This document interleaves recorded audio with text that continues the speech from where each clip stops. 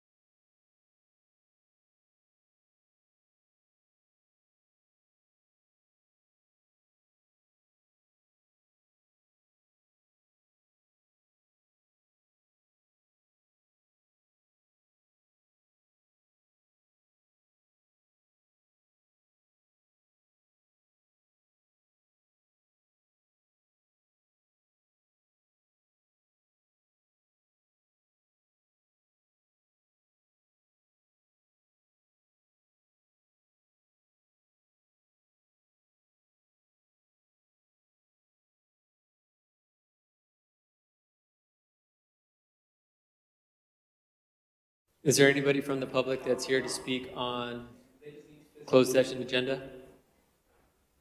Okay, seeing none. Let's practice our mics. Do we have a motion to go to closed session? I move approval to, move to go to closed session. Do we have a second? Second. Thank you. Let's vote. Let's practice. So remember, you got to press present.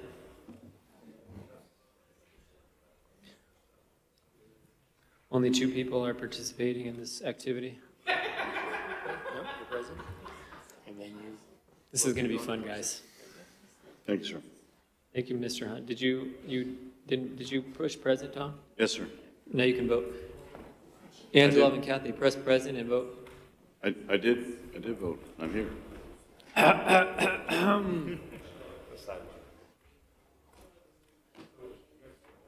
It's pretty early to lose control. No, but we're just practicing. This is a practice. Point that out. Mr. Lee, it's pretty early to lose control of this meeting. I'm just going to turn everyone's mic off. No, I voted. Oh, maybe not. I thought I pushed it. No, it's Kathy. Okay. See you guys when we get back from closed session.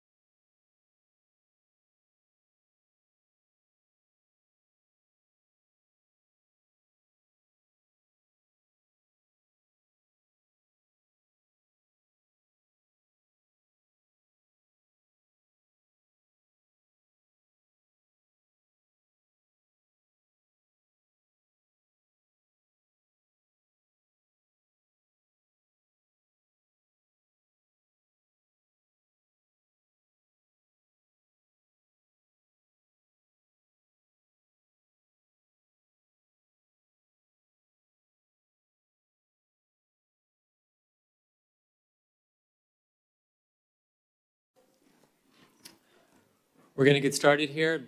Board is back from closed session where we took no action.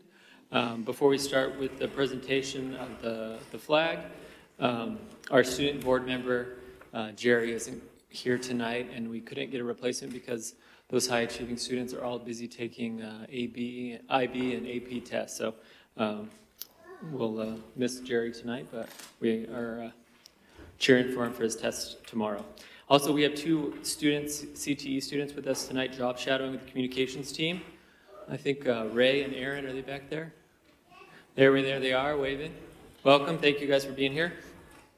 All right, and now we will start with the presentation of the colors from Arlington High School, an all-female cadet team. And can the pledge student please come to the mic? Ms. Orozco, come to the mic.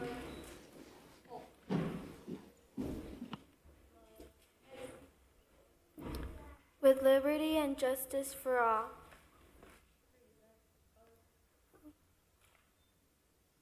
Put your right hand over your heart. Ready? Begin.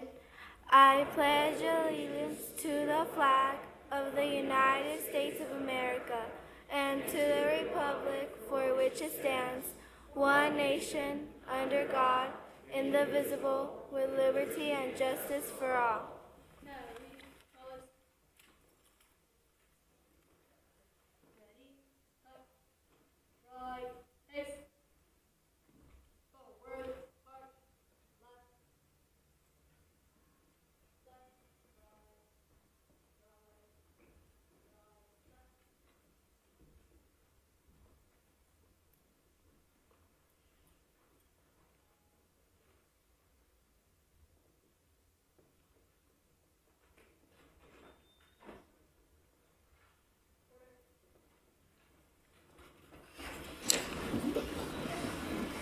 Before Dr. Farouk introduces our pledge leader there, just want to recognize again the all-female cadets from Arlington High School.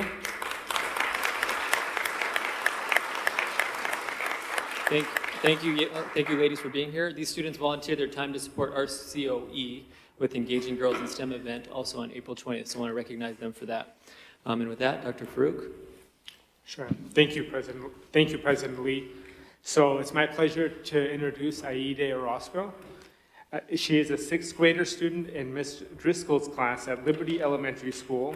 Aide excels in all academic areas, earning highest honor roll in both first and second trimester. She is outgoing and is not afraid to try new activities. In fact, she just interviewed for AVID at Chamawa and attended the dance team tryouts. Is there a particular type of dance that you prefer? I like to dance jazz. Okay, great. Aide is also part of Liberty's Choir Passion Project. She is an extremely dedicated worker and reliable when given any job that needs to be completed. Aide is truly a good example to all of her fellow classmates and goes out of her way to be a role model for friends. Ms. Driscoll says that it is a pleasure to have Aide in her class. Would you like to introduce us to your family that are here? My mom is here. Her name is Ivette Reyes, and I would like to thank her for taking time out of her schedule and bringing me here. And I would also like to thank Mrs. Driscoll because she selected me and I got chosen, and she also took time out of her schedule to come here and support me.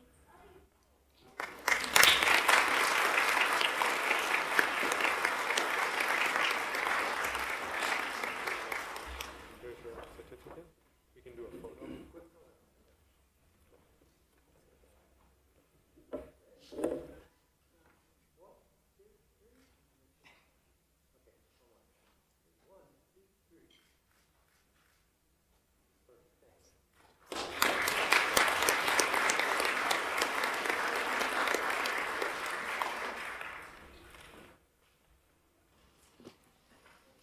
Thank you, Dr. Farouk. And thank you, Ms. Orozco and family, for being here. If you guys would like to leave, you can leave anytime. If you want to stay, you're welcome to stay as well. So next we have a group performance. The team from Earhart Middle School Band is here with their teacher, Mrs. Wilson. And so with that, it's all yours. Good evening, everybody. My name is Melissa Wilson, and I teach band and choir at Earhart Middle School. These students are part of the advanced band, a select amount of students, but they also participate in the PEP band, which is comprised of 7th and 8th graders. Friday, they attended a festival in Orange County and received a gold rating, the highest rating, and so I'm extremely proud of their accomplishment. So we're going to be performing for you tonight. Pep Band is something that we take to the elementary concerts to help recruit, and we do kind of a traveling concert recruitment to help people join at Earhart Middle School. And we're going to be playing Ghostbusters for you and Smooth, Carlos Santana. Thank you for having us.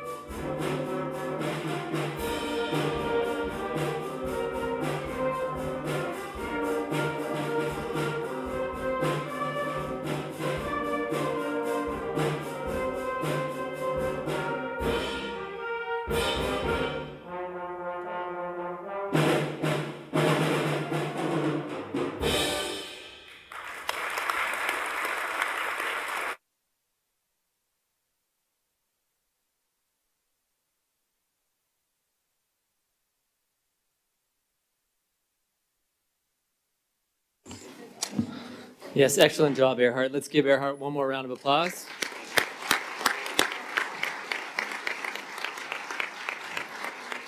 Thank you, Mrs. Wilson, for being here and bringing your students. Thank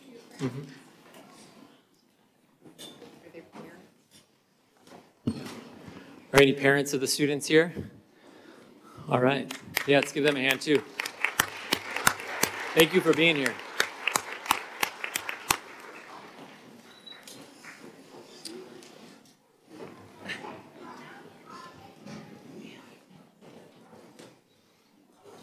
All right, thank you. I see Mr. Walker walking up to the stage. So we have some special recognition this evening. Mr. Walker?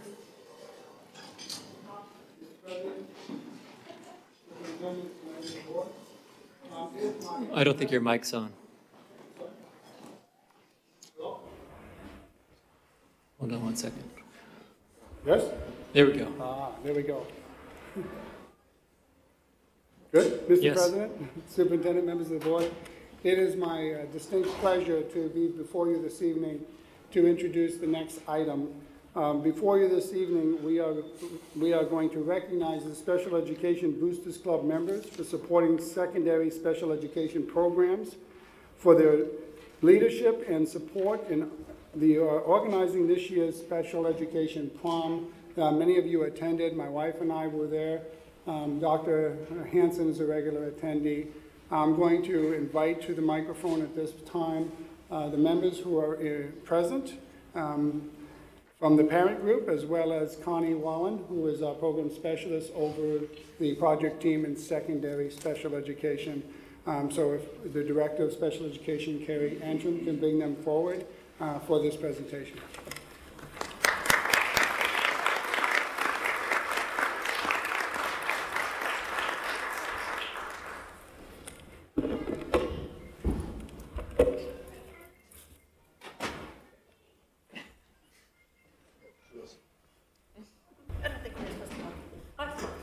It's okay. You're fine. Good evening, President Lee, Dr. Hanson, and members of the board. Tonight I am here to recognize a very special group of women. Approximately 7 or 8 years ago, a group of high school teachers began the tradition of a spring prom for the Life Skills High School and Project Team students. The event was funded by donations and REEF grants, and the prom rotated through a few high schools and some themes perhaps not totally prom-like, but aiming at inclusiveness and a fun, memorable evening for all. There was a hoedown at Ramona, a Mardi Gras at Poly, and a 50s event at Kane.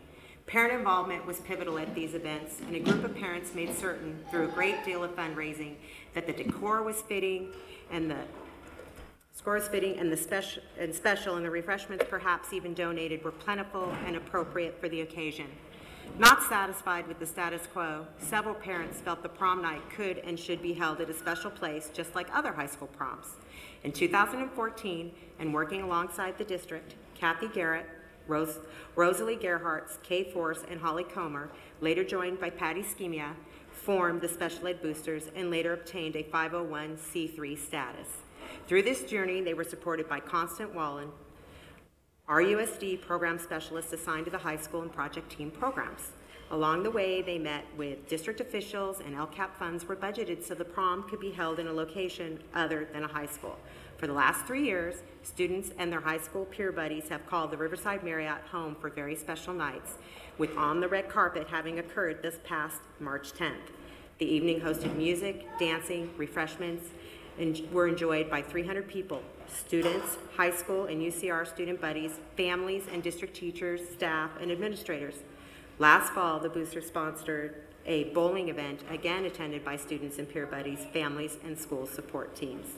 Tonight, we honor the Special Ed Boosters, Kathy Garrett, Rosalie Gerhardt, Holly Comer, Patty Schemia, along with Connie Wallen. Patty could not be here tonight, and Kathy sends her apologies as she had an injury this last weekend, but is watching on live stream. Together, these remarkable women have crunched numbers, found facilities, secured bands and photo booth operators, worked with print shops and rental companies, arranged volunteers, searched Walmart for Barbie and Ken dolls, and any other duties that have given our USD students events to remember and cherish. This year, none of the women have students in RUSD, so tonight we would like to acknowledge them for their vision and commitment to our students. The ladies like to say, for one night, Disneyland relinquishes the title of the happiest place on earth. Thank you all for your commitment, your vision, and your support to all of our students in Riverside Unified School District.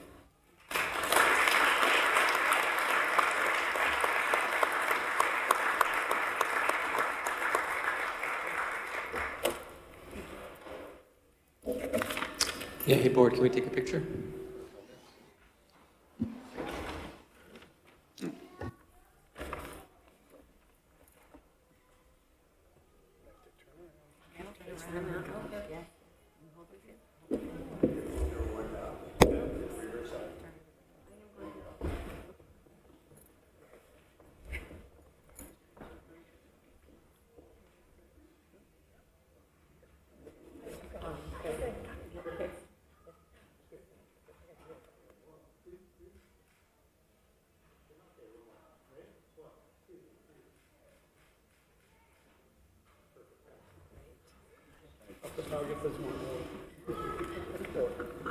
Thank you so much, Elizabeth. Just a great. For the honor. Good to see you too.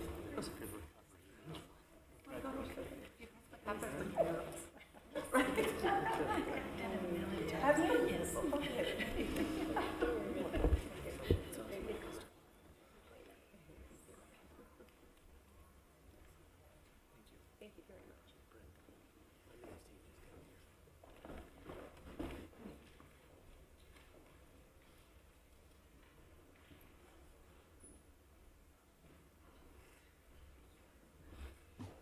Did any board members have any comments they wanted to make? Yeah, Mrs. Lockdawson. I don't know if any of you know, but the Barbie dolls they were talking about were purchased to make Oscar statuettes, and they painted every single one of them so the kids could have them. So, and they looked fantastic and they were wonderful. So I just wanted to let you know that's the kind of stuff they do. So they are truly a treasure in the district. Thanks. Mr. Hunt? I just want to say that how much I appreciate these parents and what a wonderful evening it is. It's just a night you just can't walk away without being joy-filled, and thank you so much for what you do. I think, too, we should mention that the Marriott does a very nice job of giving you a good deal over there, and I thank those folks because it is great having it at a place you would have a prom. So thank you for all what you did. I thought the crafts idea this year was wonderful. Really good. Dr. Farouk? Yeah, I just want to echo the sentiments of my colleagues about everyone's dedication and volunteer and all the energy. And I just want to add also that, when I was going through school, it took a little bit of time for people to warm up and dance, and the energy and just the love that you feel in that room with the students and how they express themselves. It's really a beautiful thing, and so we're grateful to be a part of that. I think Dr. Hansen wants to say something. Express my gratitude to those parents. I've had it, as mentioned, my wife Dinah and I have attended that prom for a couple of years, and it was one of the highlights of the entire year. Not only is it fun, there's just a wonderful feeling to be over in the Marriott with those kids and their parents, so thank you. We have another recognition for the board this evening. The school board has a chance, or is being asked to recognize Dr. Valenzuela for providing tech scholarships to RUSD students over the past 10 years.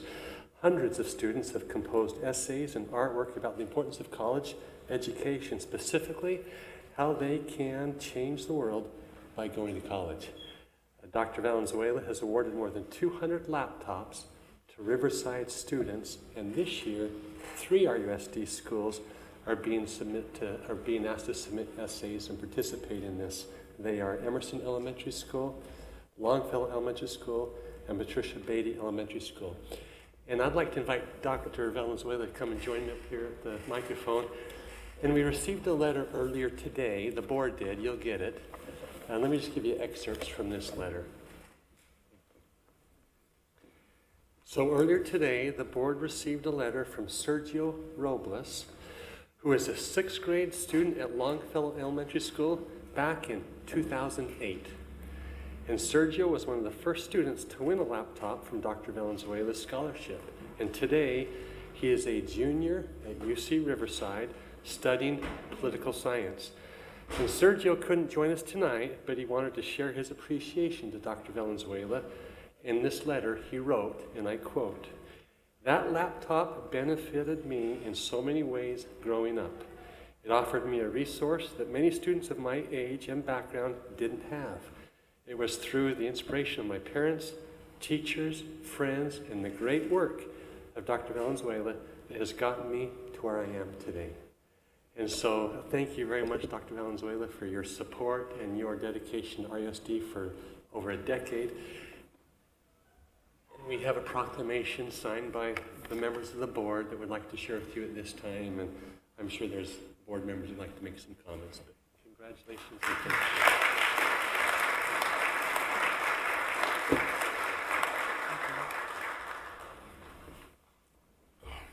I would like to thank the board for their recognition. I feel that it's just my duty, because I feel that I come from a poor family, but thanks to school, my teachers, my parents, I felt encouraged to study, and I did pretty good.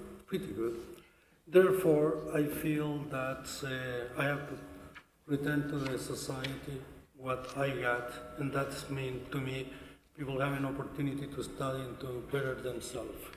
And I would like to, I know that being a teacher is very hard, and therefore, I want to acknowledge basically that a lot of the teachers do a great job getting children enthusiastic about further education. And I thought that would be a little thing that I could do to help out to enforce that program. That's all. Thank you so much for your time.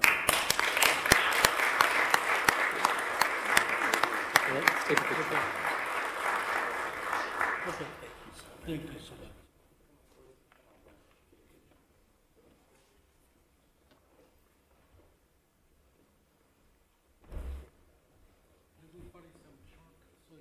Take picture with me. I don't go. It's not that, it's too small here.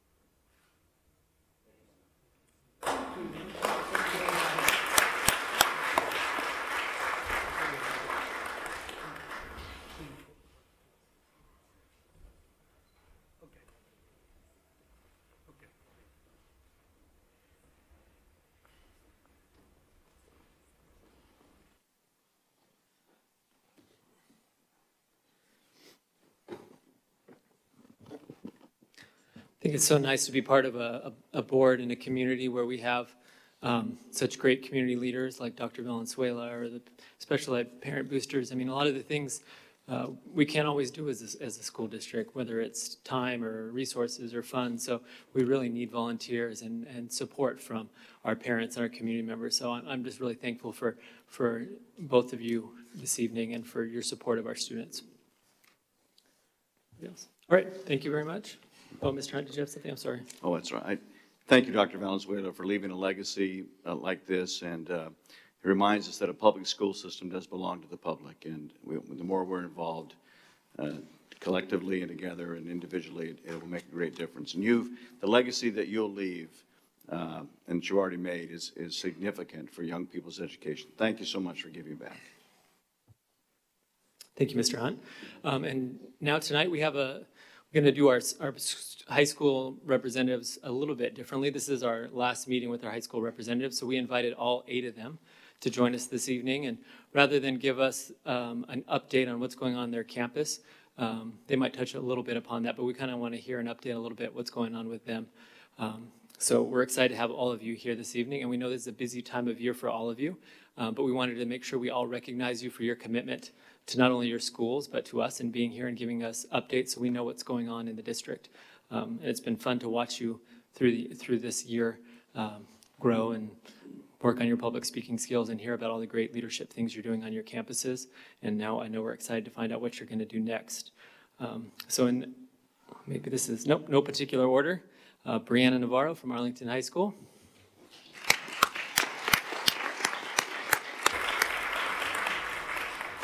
President Lee, Dr. Hanson, board members. My name is Brianna Navarro, and I'm so thankful for the opportunity to represent Arlington High School at these board meetings. Through this opportunity, I learned to be more confident in myself while speaking in public, not only at these board meetings, but in class speeches as well.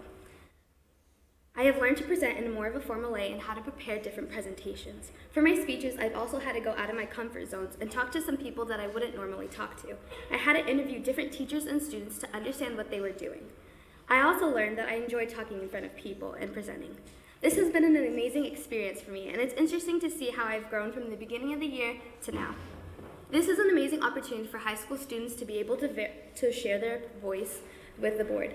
I think it would be a great idea if there would be multiple students per school to share their different experiences, because each student has a different perspective at their high school. For example, I don't have the same experience as someone who plays football or is in band or in color guard.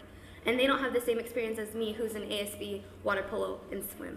So I just think it's important that we get different perspectives so we can understand what we need to improve on and what we've been doing well so that we can continue doing that. I also think that the 3-minute time frame that we all have is a great time. It allows you to talk about different topics and elaborate on a few of them. And I also enjoy how often these meetings are because it gives you a few more options on what to talk about so you don't have to talk about some of the small topics.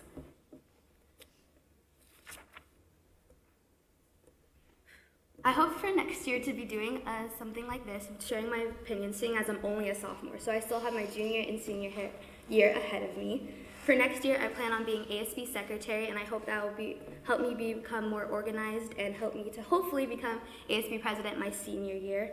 I also, for water polo, hope to better understand the sport. It was my first year, and I was terrified every game we had. So hopefully I'll be a little more confident and show how well I've improved. For swim, I hope to make it to varsity and to improve my time for the butterfly stroke.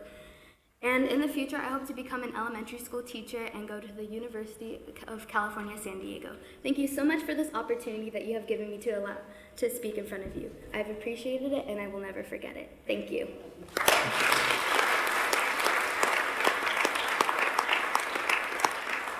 Thank you, Brianna. Thank you. Next, from Ramona, Alexa Angulo.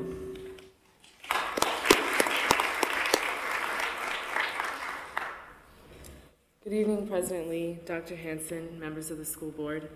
Standing here this year with the opportunity to represent the Ramtastic Ramona High School enables me with a broader sense of awareness, knowledge, and perspective of my school and community. Because of this position, I have learned the various aspects of school and school governance that may not directly affect me. I have also learned a great deal about effective time management. As a matter of fact, I changed in the car out of my softball uniform to this fancy attire. My own personal aspirations become validated when I attend these meetings just by observing all of your altruistic qualities. Donating time out of your nonstop schedule in order to benefit the future of students attests to your care towards a sustainable future.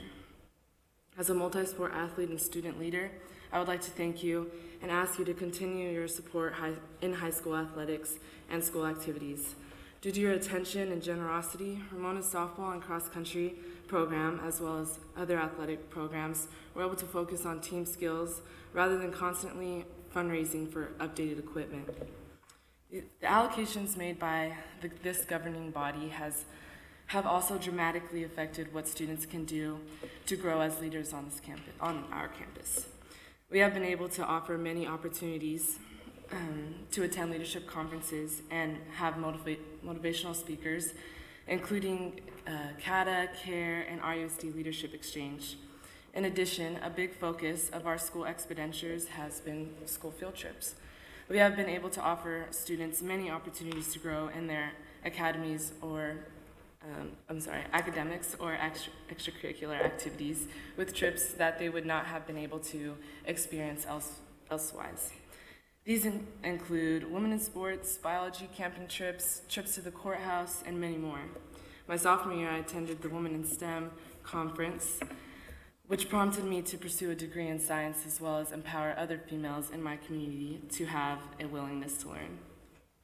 I've thought long and hard about the best place for me to attend next year. I have debated between 3 of my acceptances: UC Irvine, UC Riverside, and the U.S. Naval Academy. I'm extremely appreciative of all the opportunities, but I have decided to attend UC Riverside in the fall with a major in environmental science. My goal is to be a firefighter. I plan on working on my degree, becoming an EMT, while preparing to be a firefighter here in Riverside. Thank you.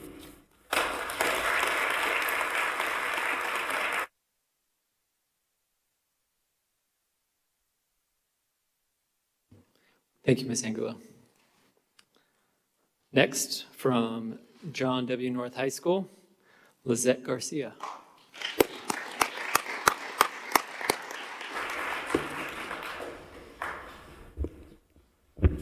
Hello and good evening, President Lee, Dr. Hanson, and members of the board. I would like to begin by saying thank you for giving me this opportunity to speak to you at these meetings. And in my time serving as John W. North High School student representative, I have learned that I like public speaking. I took the opportunity earlier, actually a few months ago, to speak in front of the senior class and present my senior exhibition early. I also took the opportunity to be the MC of an assembly in front of the entire school, so I had the opportunity to get out of my comfort zone and do new things. I have learned that John W. North High School does an amazing job at preparing their students to be college and career ready, and we do provide so many opportunities for our teachers. The conferences they attend and the special training they get is amazing. And I have also gained a new perspective on the RUSD, and I've seen how we do truly care for students, teachers, in the community, and how we do, how we would like them to succeed and get a higher education. It is always a pleasure to see the different awards given and each of the performances that each of these students have many different talents, and it gives me much pride that we have all these opportunities in the Riverside Unified School District. And being a representative to the Board of Education, I think it's an amazing experience to be this connection between the school board and the school when presenting this information.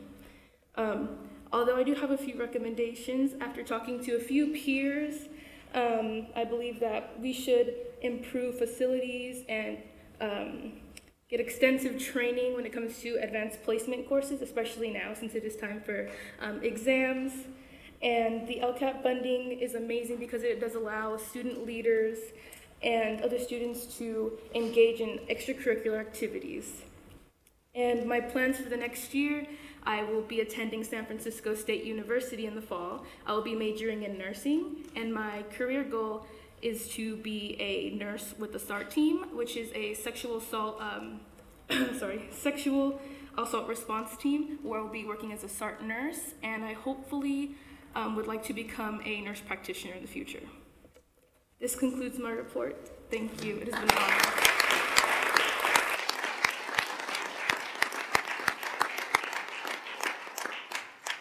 Thank you, Ms. Garcia.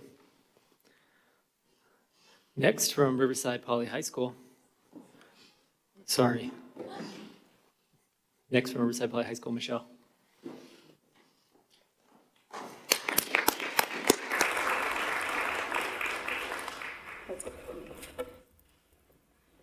Good evening, members of the board, President Lee, Dr. Hanson. It's my pleasure to have served as a student board representative this year.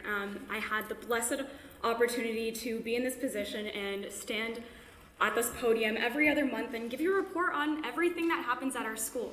And frankly, the one thing that I'm most thankful for being able to stand here is the fact that I got to connect with the community within Poly High School and the whole district. And frankly, I got to interact with different facets of the campus and students and programs on my campus that I don't normally know anything about. And my perspective on the whole education system and what goes on with this school and school traditions has completely changed by interacting with different people, not just at Poly, but at other high schools and middle schools, and I've truly gotten the full perspective of what high school is like for many different people. And I'm also thankful that I got to connect with my school administration. They can all testify to you that I will swing by their office and voice my concerns. Mr. Gull back there, the assistant principal, can for sure tell you that. And most importantly, I'm really thankful that I had the opportunity to give a voice to those issues within my school. And I want to thank you for listening to all of those issues, you know, me rambling up here in front of you. Now, as for the current rate of improvement within our district, I'm assured that my first grade sister is in safe hands, being in Riverside Unified. Personally, I'm really proud to be in a district where STEM education is promoted so heavily. I have a pretty big involvement with the different STEM programs, whether it's Girls Who Code this year, and I'm really proud to see those programs get off the ground, and hopefully within the next year, while I'm still here, we can still see those improve even more and push more students and educate them about what STEM really is. And hopefully with that sort of progress, we can see future Bill Gates or STEM leaders coming out of Riverside. And I'm also very appreciative that we have had conversations about the well-being of students. And like I mentioned earlier, I got the full perspective of what high school is like for different students. And sometimes they're not always the very positive ways that we look and the archetypal ways of high school that we look at. And I'm really glad that I was able to voice and have those conversations with members of the board who attended meetings, and for all of you listening to me, listening to me voice my concerns about the well-being of students. And hopefully we can continue those conversations and take steps to ensure that our students not only succeed, but are motivated to succeed. As for next year, I'll still be in the district for one more year as a senior. Hopefully I'll get those college apps out of the way. I would like to continue the Poly mock trial legacy, maybe another championship, knock on wood. We won 7th at state this year, by the way, just an update. I'd also like to see the Girls Who Code program blossom. We've started a few projects titled What Would You Tell Your 5th Grade Self? And I'd love to see those projects continue on next year, and so we could actually see a couple of video games to inspire some girls in STEM education. As for the far future, I'd like to major in electrical engineering, maybe mechanical engineering, and hopefully I'll succeed in that field. So finally, again, thank you very much for this opportunity.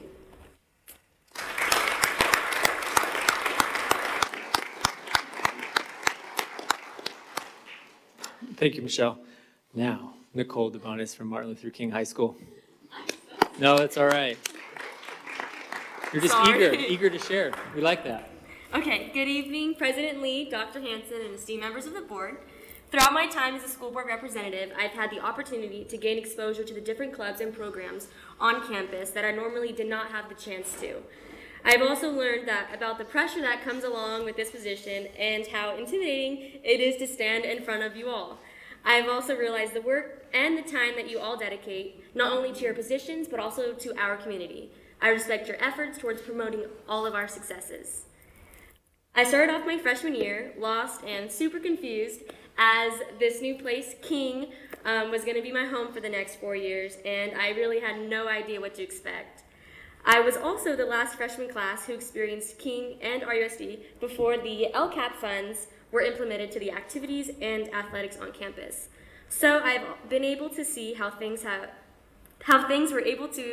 the things we were able to accomplish, got at that time, have completely changed the atmosphere and the culture on our campus. Since then, we have been able to host our freshman first dance, tailgates, and reward our students in so many different ways. The results have brought a better overall energy throughout campus and an increased school spirit and pride. Next year, I will attend Chapman University as a history major and a leadership studies minor. I have hopes of expanding my education into their broadcasting program so that one day I can become a newscaster and hopefully one day have my own talk show. So if you guys want to be on that, I'll call you. But none of this would have been possible without the education I was able to receive at King High School and the core values that I was able to learn along the way. Thank you all so much for this experience and for all the great things I was able to learn.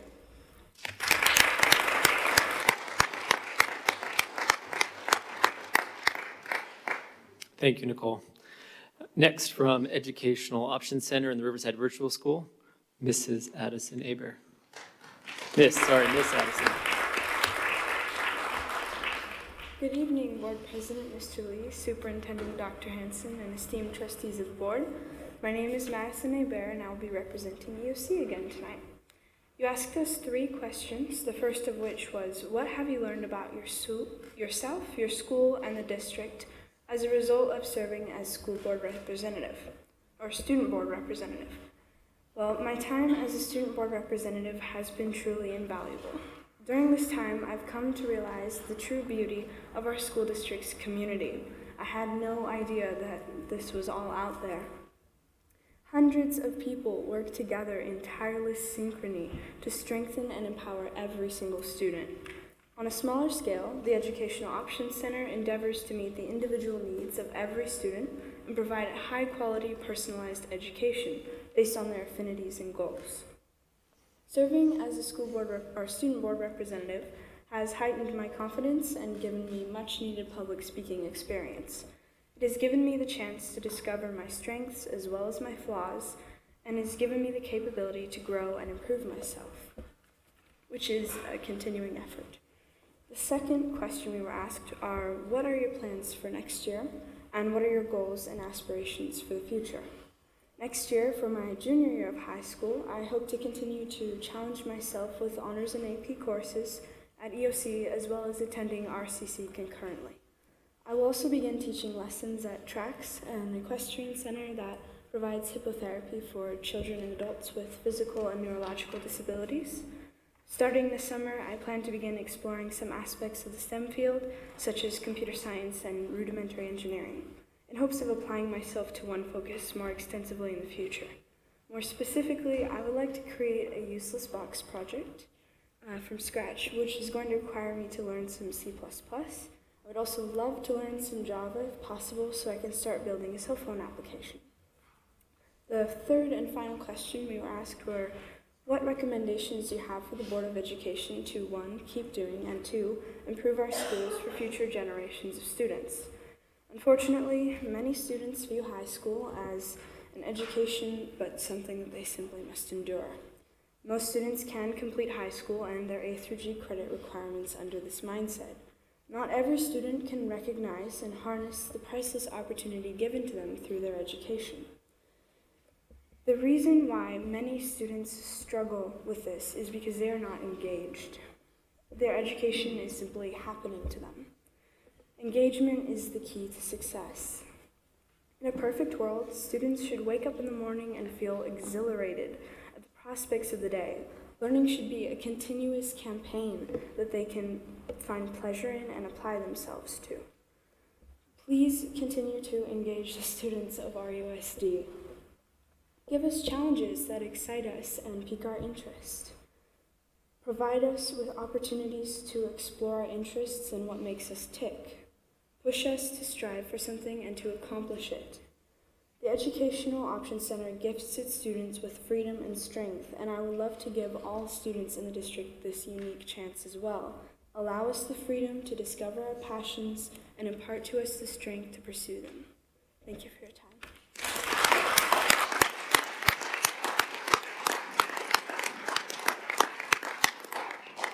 Thank you, Madison.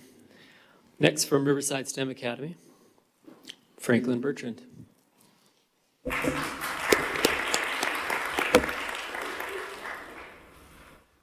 Good evening, Dr. Hanson, President Lee, and members of the board. Today, first of all, I'd like to say that on the behalf of the STEM Academy, we truly appreciate the support from the school board. It has been my honor to represent my school this year, and I truly thank the board for giving me this opportunity.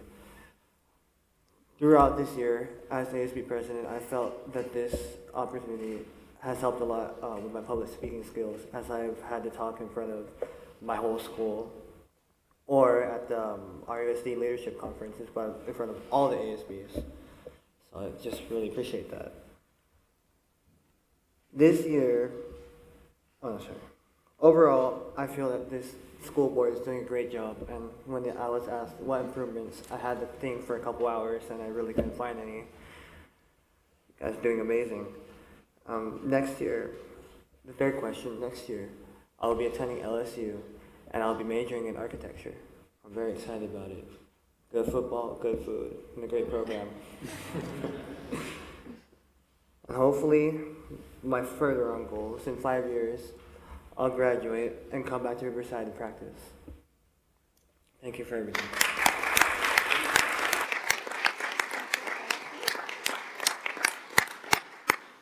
Thank you, Franklin. Next, from Abraham Lincoln High School, Miss Tyler. Right? Lakeisha Tyler? No? Sorry. I have two. Oh, sorry, Joanna Lascano. I have two people here from Lincoln. Is the other one student here too from Lincoln? Are you? Okay, go ahead, Joanna. Sorry.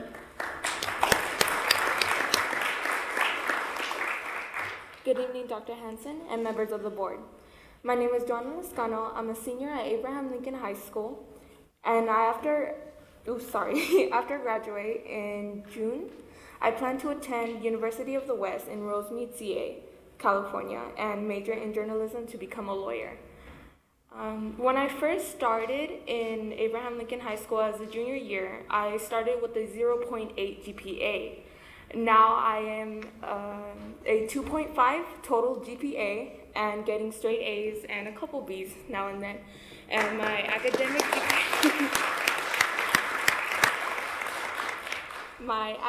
GPA would be over a 3.0 at the end of this year. And being here, representing to you guys from my school, getting recognized and getting awards from my school and the district has changed my life. My parents have never been so proud. I have never been so proud of myself because for the first time, I'm actually succeeding, and I was a mess back then. And I'm just really happy. So Lincoln and the district have helped me so much and pushed me to, I'm so surprised and I'm really grateful, so thank you so much. Now, to begin my report, the year is wrapping up well, and the campus is buzzing with the end of the year activities at Abraham Lincoln High School. Prom was on Saturday, April 29th, at the Discovery Cube Science Center in Santa Ana. 17 Lincoln students were in attendance. The prom was a great success and will be remembered by students and staff for many years to come. April 14th, we had our first ever Abraham Lincoln Health Fair, created by medical pathway CTE teacher, Ms. Mendez. The health fair was on our campus from 9 a.m. to 12 noon and was a big hit. Alinea Medical Group came and did 20 free mammograms for the community, as well as cholesterol, hearing, blood pressure, and glucose testing for the community, all for free. Lincoln students were able to practice patient interaction, soft skills, and professional skills, all to prepare from a medical career in the future. The purpose was also to help out in the community to assist anyone that is low in income and doesn't have any insurance. I skipped something, I'm so sorry. April 21st was the teen fair organized by our wonderful school psychologist, Lori Pendergraft. We had 4 amazing speakers who shared with us stories of overcoming great obstacles and inspired students to achieve through insurmountable odds. Our next health fair will be on Saturday, May 27th at a church in Moreno Valley called House of the Faith from 12 noon to 4 p.m. If you are interested in attending, the address is 14051 Indian Street, STEA, Moreno Valley, CA 92553. On April 2nd, Abraham Lincoln hosted its first ever golf tournament fundraiser planned by our principal, Mr. Rice. This event was a very successful fundraiser for our school. 42 golfers participated, raising $2,500 for our school. Currently, we're in the middle of the SBAC testing. ELA and math have been completed, and this week we are piloting the science portion of the test with our 12th graders. In sports, our boys soccer team is currently in first place. This season, they are 5-0. Mr. Smith is continuing to do a great job coaching and teaching our students. Upcoming Lincoln events that you may want to mark on your calendars include Career Fair, May 11th, Car Show, June 11th, Grad Night, June 14th, and graduation is on Monday, June 12th at 6 p.m. at the Grove Community Church here in Riverside. As the year winds down to an end, we have begun planning for new programs that will be implemented for the next school year. Next year, we will implement 3 new UCCI classes: Constructing Algebra 2, Forensics Bio, Achieve 3000, Aciles and Juntos. School culture and climate is constantly improving. Administration and staff are doing a good job branding the school. New additions such as new marquee, which will be here before the school year ends, and a new kitchen in September will help the students to take pride in their school. Lastly, Lincoln welcomes our new staff member, our brand new office manager, Principal Secretary Jackie Salazar. Ms. Salazar comes to us from John W. North High School, where she worked as an assistant principal secretary for discipline for 10 years. She is doing an excellent job at Lincoln and has been with the district for a total of 14 years. We also welcome our new staff counselor, Miranda Rivas. She is a licensed clinical social worker with over 15 years of experience. She graduated from Loma Linda University with a master's in social work and a master's in criminal justice. For the past 11 years, she has been employed with the Riverside County Department of Mental Health, working in the crisis units, inpatient, residential, outpatient, and detention facilities. She began on March 17th, and her hours are Mondays, Thursdays, and alternating Fridays. Thank you for this opportunity. This concludes my report. Are there any questions? Thank you. Okay. All right. Thank you, Joanna, for being here. We do have some plaques for you students, so we'd like to give those to you and also take a picture before you leave. And then after we get the picture, you're free to take off or you can stay around.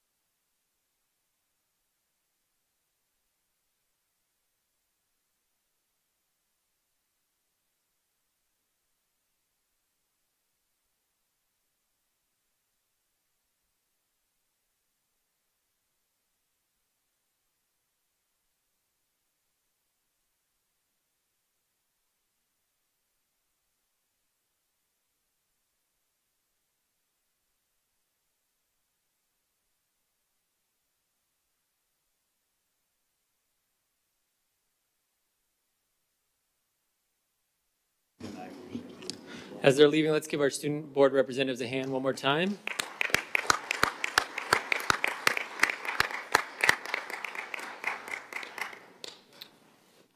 All right, next we have a presentation to the board. I think Mr. Garcia is going to kick it off. Good evening, President Lee, Dr. Hanson, and members of the board. We on? Okay. This evening, Ms. Gabriela Plasencia is a board member of Riverside Latino Network, and I'm going to ask her to come on up. She's going to be presenting a relationship that Riverside Unified School District has had with Riverside Latino Network, but particularly a program that there's been a partnership called the HOPE program, Hispanas, Organized for Political Equality. We've had several students from all of our high schools represented in this program, and we're very thankful to Riverside Latino Network for this ongoing partnership where we've had multiple opportunities throughout the years to have students provided with some leadership development opportunities. So thank you to Gabriela and the rest of the Latino Network board members. Thank you. Thank you for having me. Good evening, President Lee, Superintendent Dr. Hanson, members of the board, and members of the audience. Sorry, members of the cabinet as well. I don't want to leave anybody out. So as Mr. Garcia mentioned, we have a long-standing partnership with RUSD, and we are grateful as well for the partnership and the opportunities that you give us as board members and our general population as well to have these opportunities for our students, your students and our students, right? Because it's important for us to develop our youth so they can come back and be the future RUSD superintendent, the future RUSD board members, right? What's particularly special about this program is we not only develop our youth, but we also develop our young professionals. So with that, I'd like to just ask the ladies and their mentors to come up and stand to the left so you can see all the students that are here tonight that have participated and their mentors. So I'd briefly like to introduce their mentors. From Poly High School, we have Yuri Nava. From Arlington High School, we have Yvette Barajas. From North High School, we have Magali Lopez. From Lincoln Continuation High School, we have Martha Vasquez. From King High School, we have Elena Chavez. And from Ramona High School, we have Vanessa Rabin. I really like to commend RUSD for the outstanding teachers and counselors that you hire. These are truly inspirational mentors to the youth. They go above and beyond me working with them and harassing them via email, trying to get them to rally the girls. They truly are patient with me for not choking me out when I send them 100 emails a day. But they really go above and beyond, from shopping, taking the girls shopping to get professional attire for the conference, to, you know, if someone's feeling sick that day, to really being a mom, a nurse to them. So kudos to the board for hiring outstanding, amazing teachers and counselors to chaperone the students and mentor them. So I'm very grateful to them. With that, I'd like to, let's see if I can get this to work. All right. So we had this year the biggest group ever. We had 30 students from every high school in your district. We also take students from Alvord High School, or Alvord District. This is, as I mentioned, a very big group. So luckily, Hispanos Organized for Political Equality, our partnership with them, with HOPE, they have been very gracious in allowing us to take up so many of their tables. When I reach out and said, this year we went from, last year from 20, now we need 30 spots for the girls, plus the 15 mentors. They really work with us because they understand the need in the Inland Empire. They understand the need in Riverside for us to develop our youth. So we're very grateful to them. So the mentors and our board members showed up at 5:30 a.m. to the Metrolink station, and technically we were there before then, right? So that's why there's a sad face. It was very dark, as you could see. But all the girls were able to get there on time, so we're very grateful to the mentors and the youth for showing up and not having to leave them. From there, we get to the Millennium Biltmore. As you can see, it is a beautiful hotel. So we take the Metrolink into Union Station. From Union Station, we take a subway. So many of our students, it was the first time for them traveling on the Metrolink as well as being on the subway. So it was definitely an experience for all of us. Once we were there, there was a morning session which included phenomenal, powerful Latina speakers. And then after the breakfast session, the youth parted ways to, a breakout session where they learned about how to manage their money, which is very important because I know sometimes students are always asking their parents for money to go out to the movies or to go get new clothes at Forever 21, but they don't really understand the parents have to pay the rent or the mortgage and those kinds of things. So they work on some vignettes where they really get to see how far a buck really stretches or doesn't, and then they had to present out whole group as to if they were broke at the end of the month. And so many of them really, it was an eye-opening experience. A lot of them expressed some gratitude towards their parents as to how they really make their dollars stretch. So that was interesting. During the lunch program, we had some really great speakers. We had the first CEO, female CEO Latina of a Fortune 3 company, which was for PG&E. The students also really liked the vice president of physical production at Lucasfilm. She was a really inspirational speaker. And then a little bit later, you'll hear from the students about their experience. After lunch, the girls went to the youth track where the topic was from seeds to STEM, so they got to hear from some engineers, some physicians, and some entrepreneurs about how they got to their career. So the theme of the whole conference, which was on March 10th, was the journey. And so they really got to hear from Latinas working in the field and how they got to their respective fields. From there, we went to take a quick tour of LA Metro, which they sponsor us, and they provide the MetroLink station tickets as well as the subway tickets.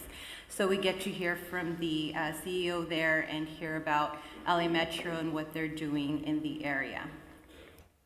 These are some of our partners and supporters throughout the year, so we're really grateful to your board as well as all the way from our congressmen to our assembly members to our city council members. And with that, I'd like to turn it over to Stephanie Nava from Lincoln High School, who will talk a little bit about her experience. Thank you. Hello, good evening. My name is Stephanie Nava. I am a senior at Abraham Lincoln High School. On March 10th, I had the pleasure of joining my Latina peers on a trip to the 26th annual Latina History Day Conference, where we met with many inspiring women such as Rebecca del Rio and Candace Campos, just to name a few. Although these women faced many barriers, they were able to overcome them and become the powerful women they are today. Having Latinas model what success looks like for the younger generation is crucial to the community's growth. What my peers and I took from this experience is that no matter the obstacle, we have the ability to strive towards our goal. It is with conferences such as this and the help of our mentors and educators that guide us towards leadership, forming healthy relationships, seeking our passion and talents, value our integrity, and most importantly, give back to the community that we come from. Thank you. And now I'll turn it over to Kalia.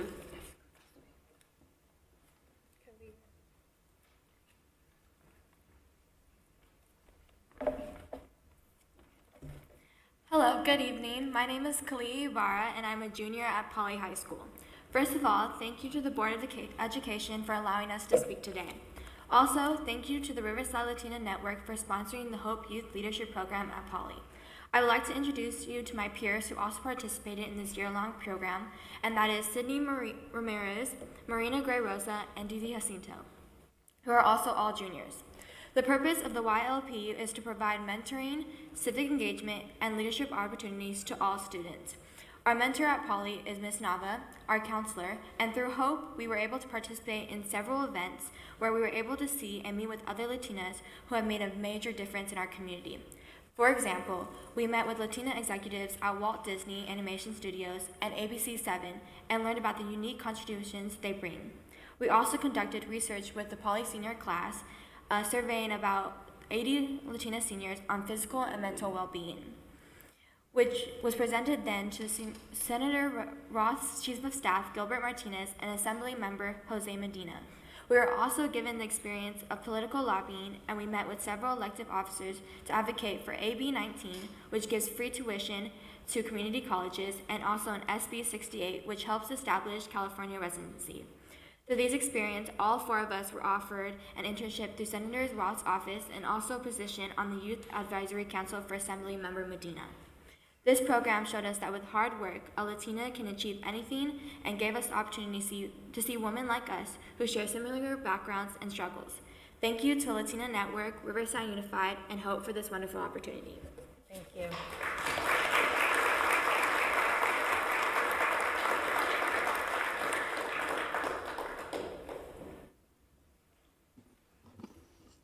Thank you. Is it all done? All right, thank you. Thank you, ladies. Let's give them a hand.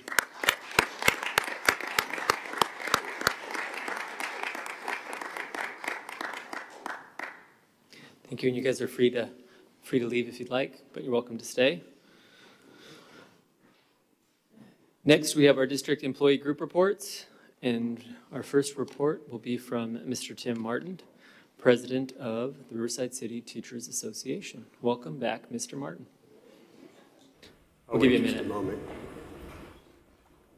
I don't want you to be distracted. Understood.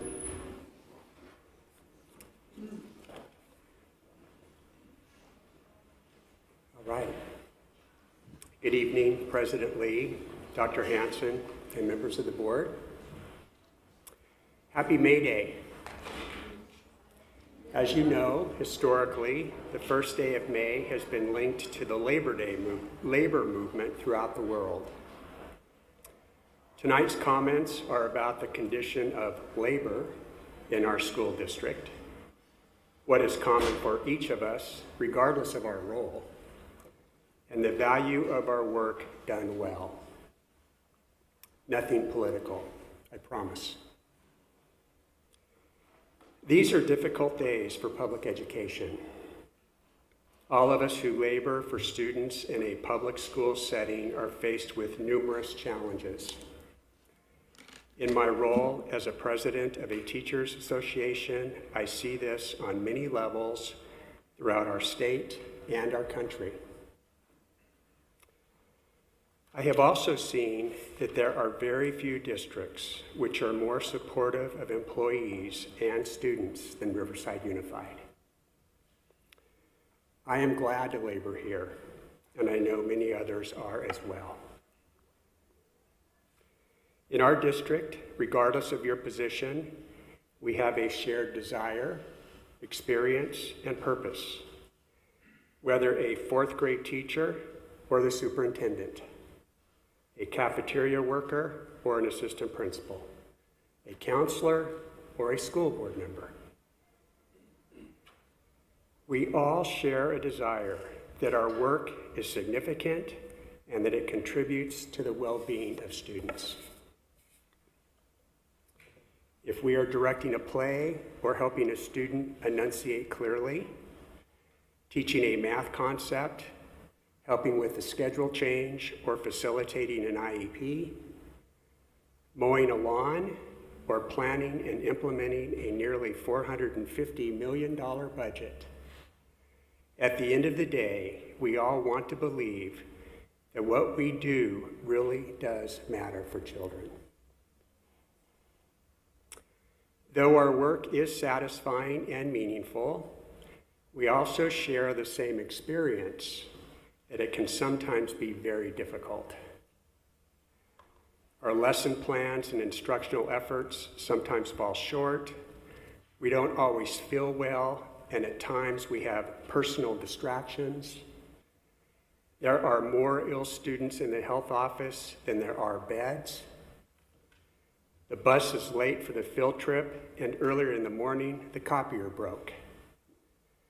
And Shamel Park isn't ready for tacos in the park next week for Day of the Teacher. Yet, we persist.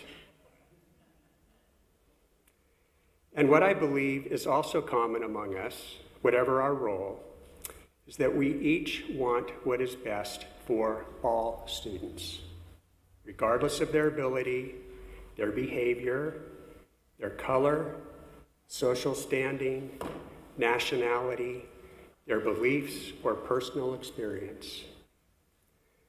When students come to our schools, we want them to feel safe.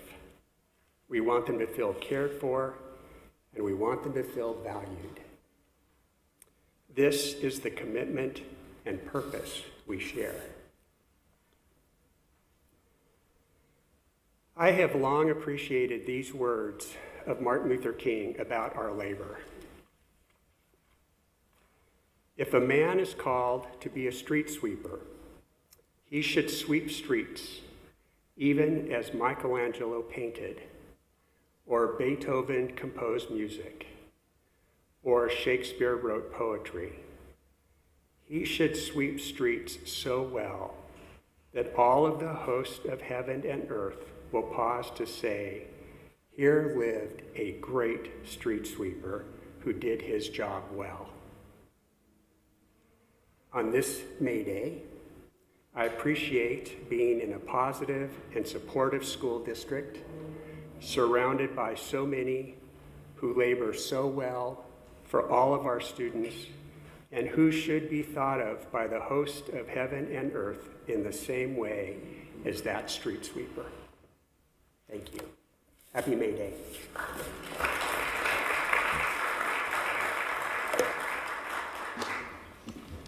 Thank you, Mr. Martin. So the big question is, and where are the tacos going to be? No tacos. No tacos at all? Oh. We'll persist, all right? No. All right. Next, we have Mr. Victor Cisneros. Good evening, Board President, Mr. Lee, Dr. Hanson, and members of the board. Tim, thank you for that comment for May Day. Today is May Day. It is my birthday today, so thank you. We will sing happy birthday. It is the day of the labor, so I'm here. Thank you. Tonight, on behalf of the RASM Executive Board, I would like to share a few updates, and thank you for allowing me to present as a RASM president for the past 2 years. This will be my final report to you. With that, I'd like to introduce to you the 2017-2018 RASM Executive Board. Please, when I call their names, if they're here, if they could please stand to be recognized. Next year's President, Wilson Cuellar.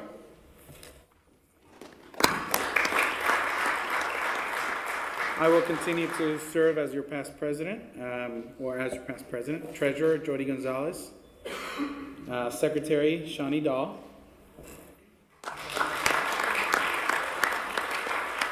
Vice President of Programs, Kitty Grimble. Vice President of Legislative Action, Michael Gohl. Vice President of Legislative Action, Local Advocacy, Lynn Carmenday.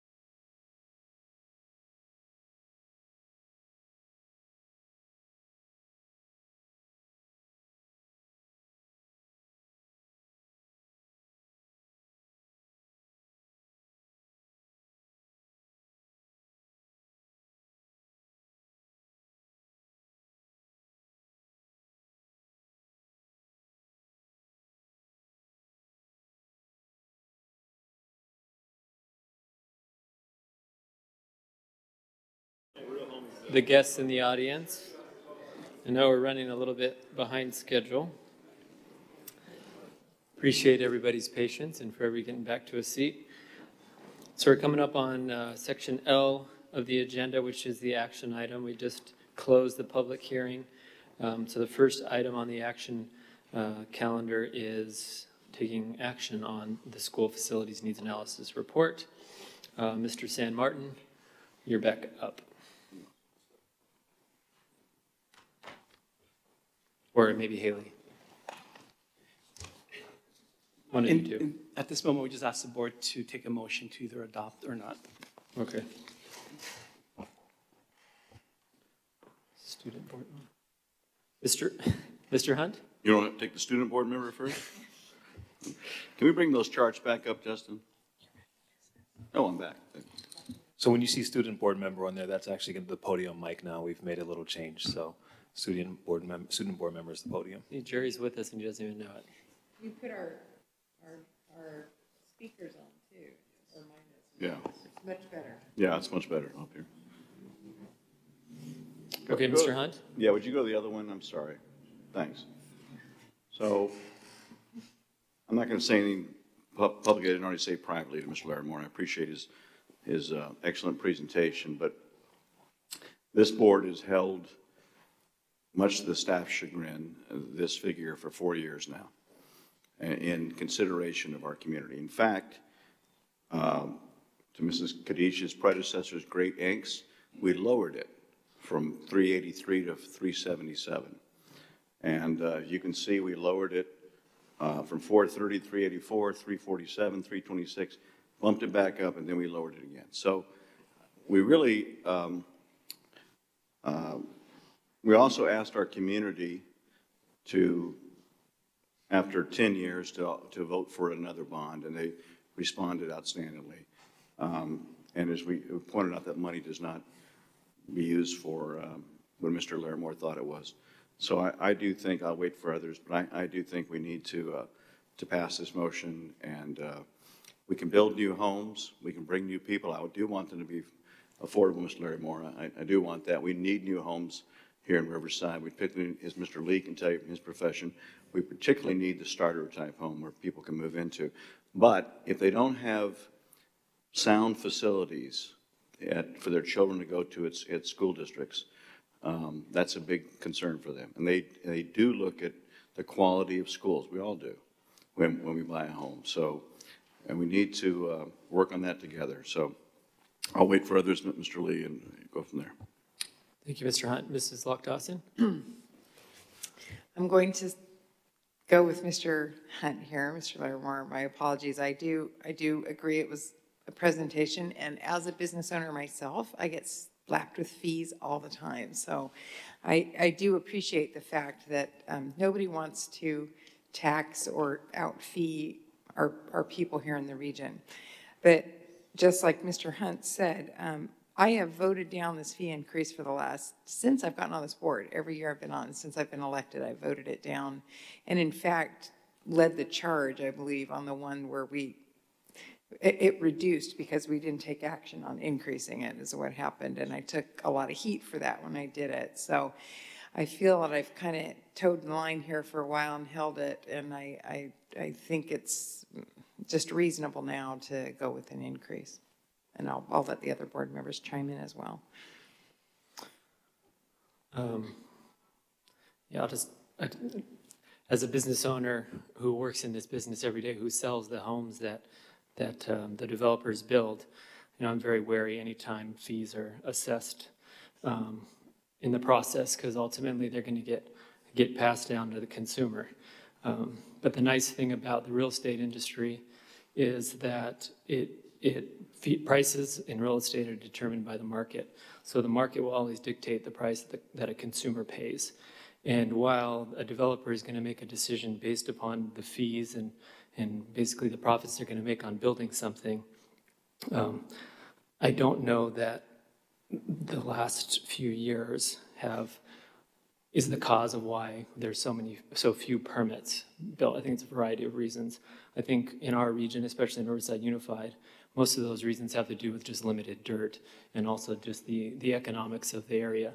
And like the two board members who spoke before me, I too have been gone against staff recommendation to pass higher fees because it affects, and not for selfish reasons as a business owner, but because it affects our community. And as elected representatives of the community, our job, yes, is to represent the interests of the district, but also with the interests of the community in mind. And I think this year, and this fee is only good for a year, so we can always revisit it again next year. But my concern is a lot of the multifamily projects that are coming into the city, which I'm glad. I think we need them, but we just passed a $400 million bond because we have facilities that need modernization that have way, way too many portables. And if some of these figures hold true, which I understand they're just a forecast, they could impact our facilities further. And the gentleman from BIA said himself that overcrowding affects student learning. So I don't want to have that further effect. So with reservations, but with understanding that it's for the betterment of the students, I'll be supporting the staff recommendation to raise the fees. Anybody else? Then I just need a motion. I mean, I don't have anything to add that hasn't already been said, but I'm happy to make the motion to approve the staff recommendation. Motion by Dr. Farouk and a second by Mr. Hunt. Call for the vote.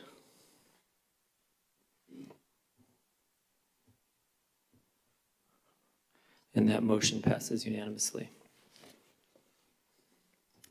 All right, item number 2. We need to approve the following citizens for appointment to the Measure B Oversight Committee. Replace those members whose term has expired. Mr. San Martin. Someone turn his mic on. All right, here we go.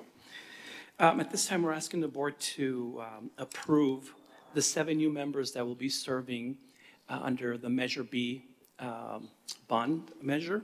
For the last 15 years, the Measure B has been serving, has been actively being used to modernize and even build some of our schools. The 6 members that have served 3 years of 2-year terms, their terms have ended in March. With the vetting of the Measure O process, we were able, with that pool, collect and come up with 7 new members that we reached out to them, and they're offering to serve under the Measure B.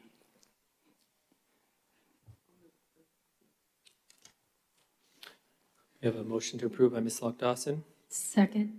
Second by Mrs. Allaby. Any further discussion? All right, please vote. All right, that motion carries unanimously. Next, we have item number 3. Ms. Ybarra. Good evening, President Lee, Dr. Hanson, members of the board. This item is staff's recommendation that we bring forward to you with regards to the Assistant Superintendent of Professional Growth Systems job description. It is recommended that the Board of Education approve the creation of and the job description for the Assistant Superintendent of Professional Growth Systems PGS position. And if you don't have any other questions, that is our... Well, go ahead, Mr. Hunt. Justin, just to note, these little speakers greatly help when I'm trying to hear. When I punch the button to ask permission to speak, it turns off the speakers. So if you could have your consultant work on that. I make a motion to approve and thank Dr. Hanson for his work on that and Mrs. Ybarra, Assistant Superintendent Ybarra. Thank you, Mr. Hunt. Do we have a second? All right, good, because we already started voting. Yeah. All right, so please vote if there's no further discussion. All right, everybody voted, passes, thank you. All right, item number 6. Right, no, 5, where am I? 5, yes. This is Kakish. Motion to approve. I have it as an item number 4, but... 4? 4, okay. Sorry. So item number 4 is the change in title for Mr. Garcia, and it takes, we published the full contract that pursuant to Government Code Section 54953, any changes to cabinet contracts really had to be now summarized for you in a public session. So we're reporting that for Mr. Garcia's contract, it really didn't change any of the other terms except the job title to be placed in the job description that you just approved for the professional growth system. Okay, thank you. Mrs. Alavi? I didn't actually push the button. It just never erased from the laptop. All right, we got you. We got you deleted. All righty. Dr. Farouk? I'll motion to approve. Excellent. Do we have a second? All right, motion a second. There's no further discussion, please. Oh.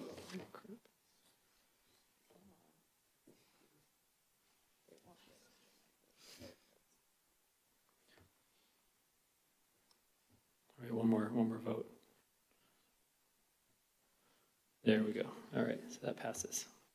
Thank you, Mrs. Kakish. Okay, so we are at item number 5. And I didn't say, by the way, good evening, President Lee and members of the board, so I'm going to do that at this item. This item is a new contract to cabinet level. So pursuant to Government Code Section 54953, we have to state several different items in public as a summary.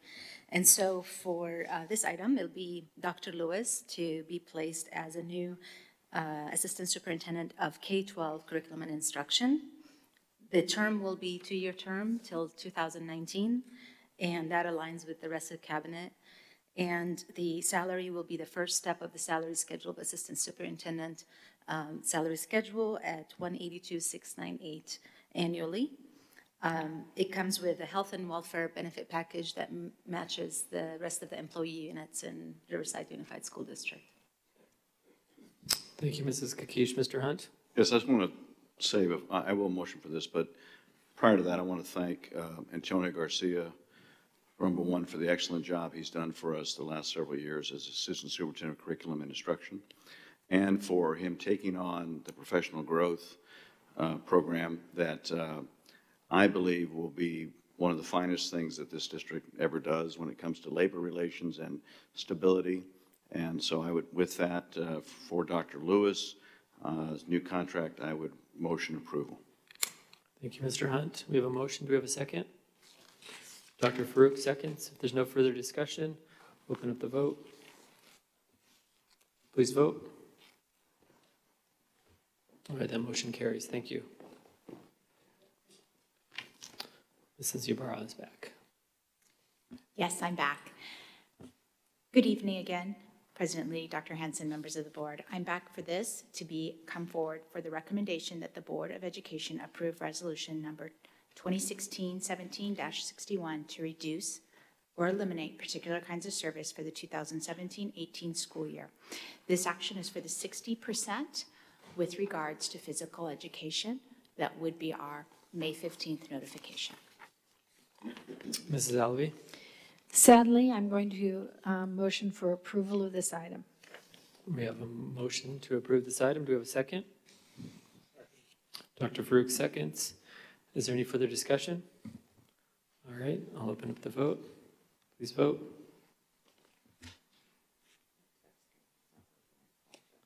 There we go. That carries. Thank you. Passes unanimously. All right. Our last item My on the... speakers went out.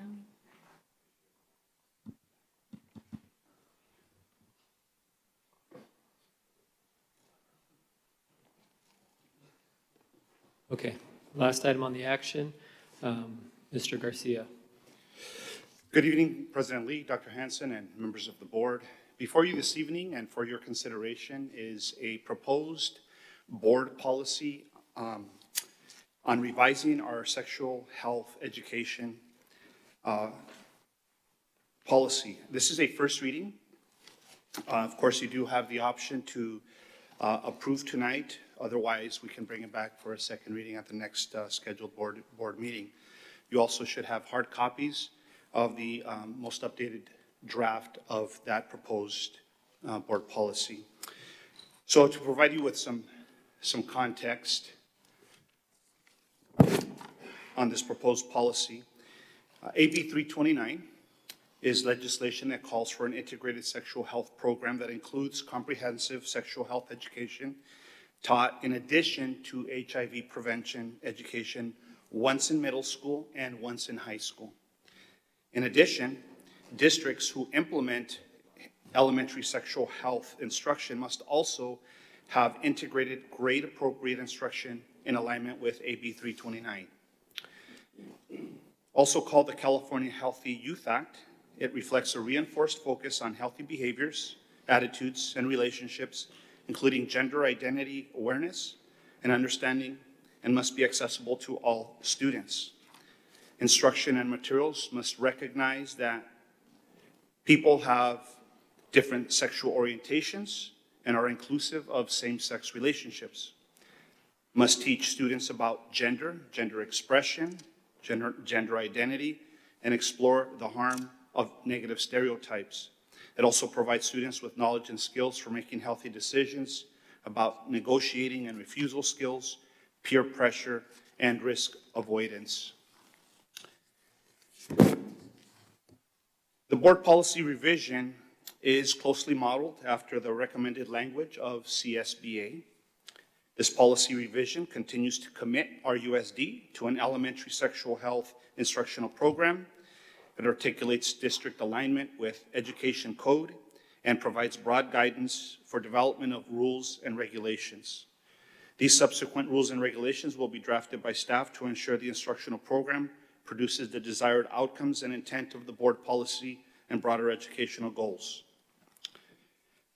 Mr. Robertson, I'll pass the time over to him. He will provide you with more specific information about our USD's program and next steps in implementing the updated instructional program.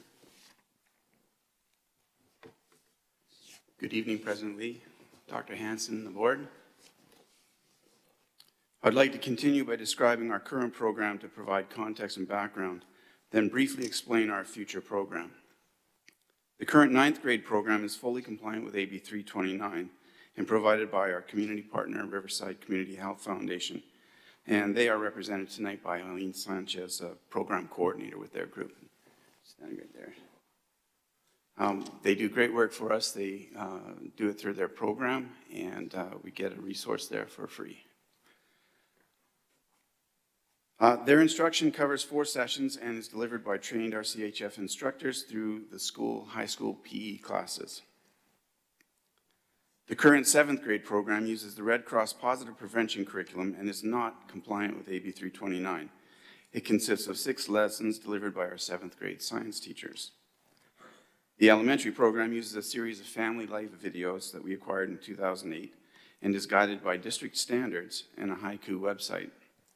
We rely on the individual school sites to schedule and deliver their health instruction with the support of their teachers. For the future, we will continue with the 9th grade program in partnership with RCHF. Staff will monitor the effectiveness of delivery and look for opportunities to best meet the needs of our students. The 7th grade program will require new curriculum and training for our science teachers. There are multiple options to consider for curriculum and materials. The elementary program will need to be updated, beginning with revisions to the district family life standards, followed by curriculum adoption and training for our 4th, 5th, and 6th grade teachers. More time and consideration will be necessary while transitioning to the elementary program. Next slide. With an approved board policy in place, the process of writing new rules and regulations will begin with the advisement of community partners and other stakeholders, and will be complete by September 2017. Fully aligned 9th grade instruction will continue with the fall schedule being drafted this spring. With the guidance of new rules and regulations, a 7th grade program will be researched and decided by September 2017. Teacher training will be scheduled through the winter 2017-18 and instruction provided to students in the spring of 2018. Also, with the guidance of new rules and regulations, an elementary health education advisory group of health professionals and educators will be convened to consider an instructional program for the elementary grades. A teacher training program will be designed and implemented for spring 2018, and perhaps utilize our summer science institutes to support that training. A new elementary program will be delivered beginning fall of 2018. Are there any questions? I have a couple questions or comments. Mr. Hunt. Thank you, Mr. Lee. Mr. Robinson, first of all, this policy is brought about by changes in California legislation to California law. Yeah, California law changed in January 2016. AB 329 established the California Healthy Youth Act. So, and I'm reading the old policy, the existing policy, and it looks, except for some word changes here and there, pretty similar to, the new one does look pretty similar to what was there. What's the major change? Is it sexual orientation or?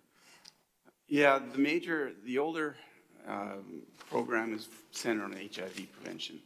I'm sorry, say it again. It's centered on HIV prevention. Okay. And the new program will be integrated with a sexual health program that actually deals with issues of gender, sexual orientation, and other topics like that. Yeah, on 1.6 and 1.7, I don't know if we have them up there, but parents, guardians, and community members shall have the opportunity to comment on the selection and development of instructional materials. So how do you notify parents and guardians about that? Well, we were planning to put together an advisory group, and that advisory group would reach out to the community and get feedback and comments. And how do they plan to reach out to the community? Publicly advertising and providing opportunities at public meetings. Okay, I think it's very important. This is an issue that differs from family to family and different beliefs and everything else. So let's be sure we make our best efforts there, if you would, Mr. Robinson. And number 7, so they can actually, a parent can actually choose to have their child take an alternative education activity that has nothing to do with sexual education, et cetera. Is that correct? Yeah, in that case, the parents are opting out of the instruction that's being offered. And in that case, it's our responsibility to make sure they're given some alternative instruction. And it wouldn't be based on health, it would be a physical education. So the child has a chance to just go to, based on the parents' beliefs and concerns or whatever? Yes. Okay, all right. Thank you very much. Thank you, Mr. Lee. Thank you, Mr. Hunt. Dr. Farouk. Yes, thank you, President Lee. I just wanted to make a couple of comments. One, I want to thank Antonio and John and everyone on the team for working on this issue. From my perspective, this is an important step, but we want to closely monitor the curriculum adoption, as well as the regulations that are going to provide more specific framework on how this is going to be rolled out. I mean, just speaking for myself, obviously, I just hope that we do something that's really progressive. This is an issue that directly impacts and changes our students' lives, forever, depending on how informed they are and this issue. So I hope we don't just try to conform with just the bare minimum in terms of what the legislation requires and what the CSBA is recommending, but we really look at best practices. I advocated earlier about some of the organizations that we should be coordinating with. I hope that we can really make this progressive. And lastly, I just want to really commend Trustee Alavi. I know she's been championing this issue well before I've been on the board. And although this is just one step, from a broader perspective of what needs to be done, I just really want to commend her for her leadership. And it's been very inspirational to me. Thank you. Thank you, Dr. Farouk. The inspirational lady down there at the end, Mrs. Alavi.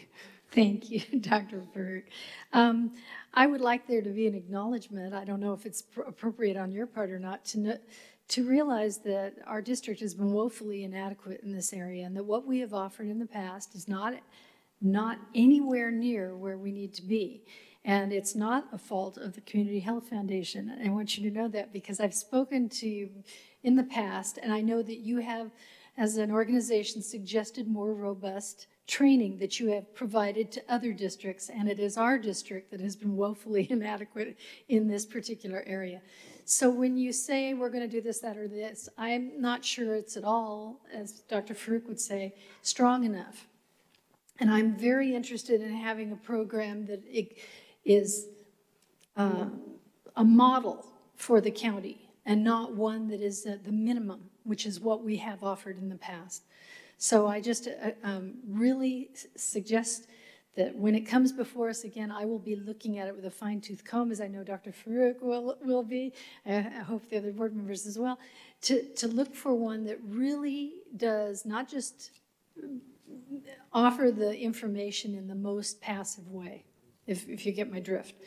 So with that in mind, I will definitely move for approval of this policy.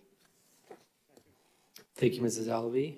We have a second from Dr. Farouk. Is there any further discussion before I call for the vote? I have one thing.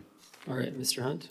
I agree with Mrs. Alavi, and she and I heard a report from the Health Foundation that some pressure was put on them in the past from former board that to really kind of, what's the word, dilute.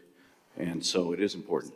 I think it's important enough, though, that we should carefully and maybe even in a public session understand what's going to be presented to these young people as a board. And at the least that it be available, these materials be available to us so we can look at them, even if it's a study session now. Because I don't think that it is a sensitive item. Again, neighbor to neighbor to neighbor, it's going to have different feelings. We should look at it and understand what's being presented so it's not a surprise to us if we're going to approve it. I would like to have some, if that's up to you, Mr. Lee, and Mr. Hanson is our president and our superintendent, but to whether that goes that way. But I want to be sure they're available to us, and we can certainly cover them. Thank you. All right. Thank you, Mr. Hunt. All right, so I'm going to open up the vote.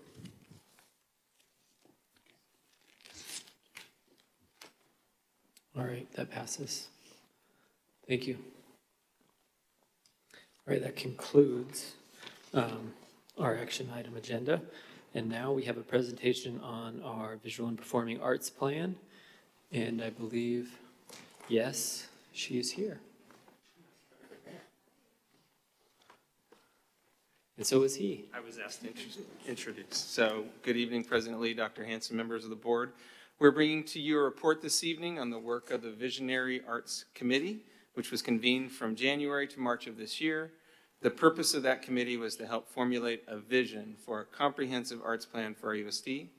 Dr. Ryan Lewis, our secondary director, and Anne Marie Guzzi, our instructional services specialist for visual and performing arts, led the work of that committee. The committee included not only district staff, but also representatives from our larger local arts community. Anne Marie did a fantastic job chairing the work of the committee, and she'll be sharing this report with you tonight about the committee's findings and our plans moving forward. And at this time, I'm going to turn it over to Anne Marie, who will walk you through the report.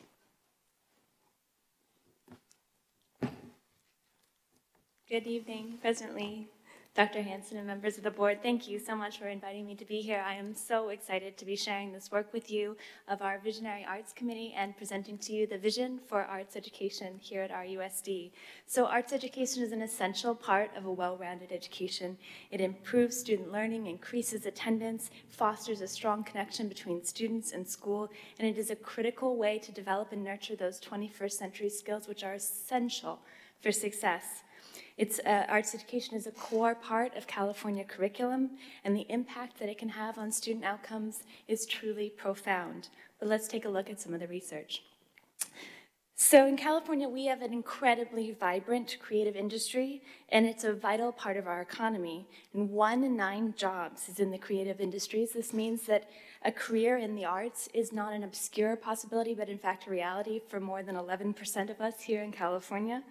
Creativity is a top attribute sought by CEOs. Today's employers are seeking future employees who can demonstrate strong creative skills that are taught and nurtured through the arts. Arts education results in an abundance of goodness here. Highly beneficial learning outcomes. We see that arts education results in higher grades in math and reading.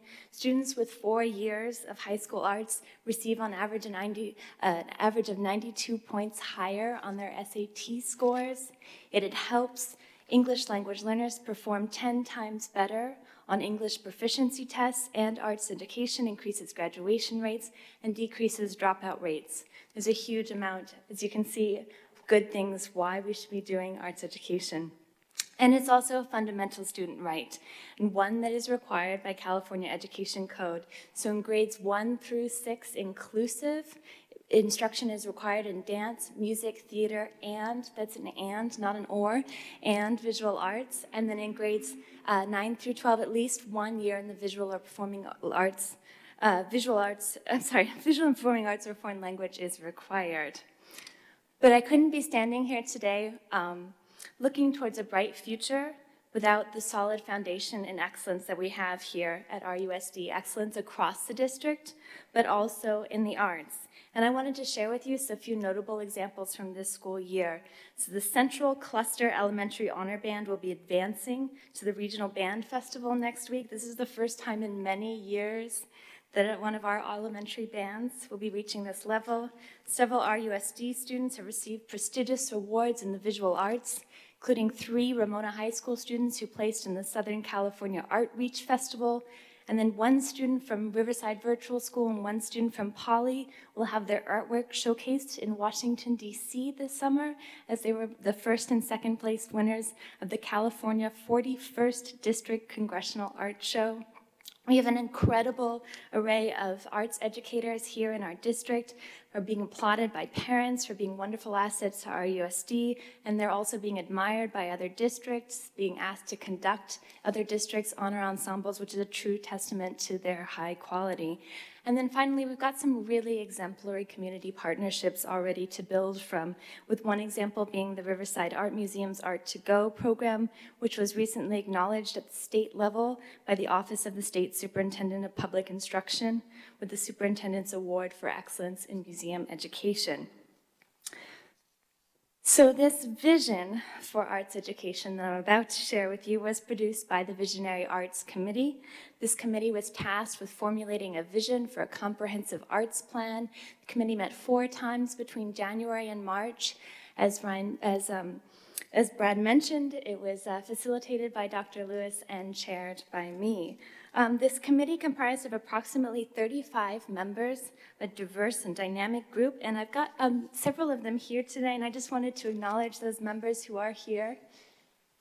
Stand up, stand up.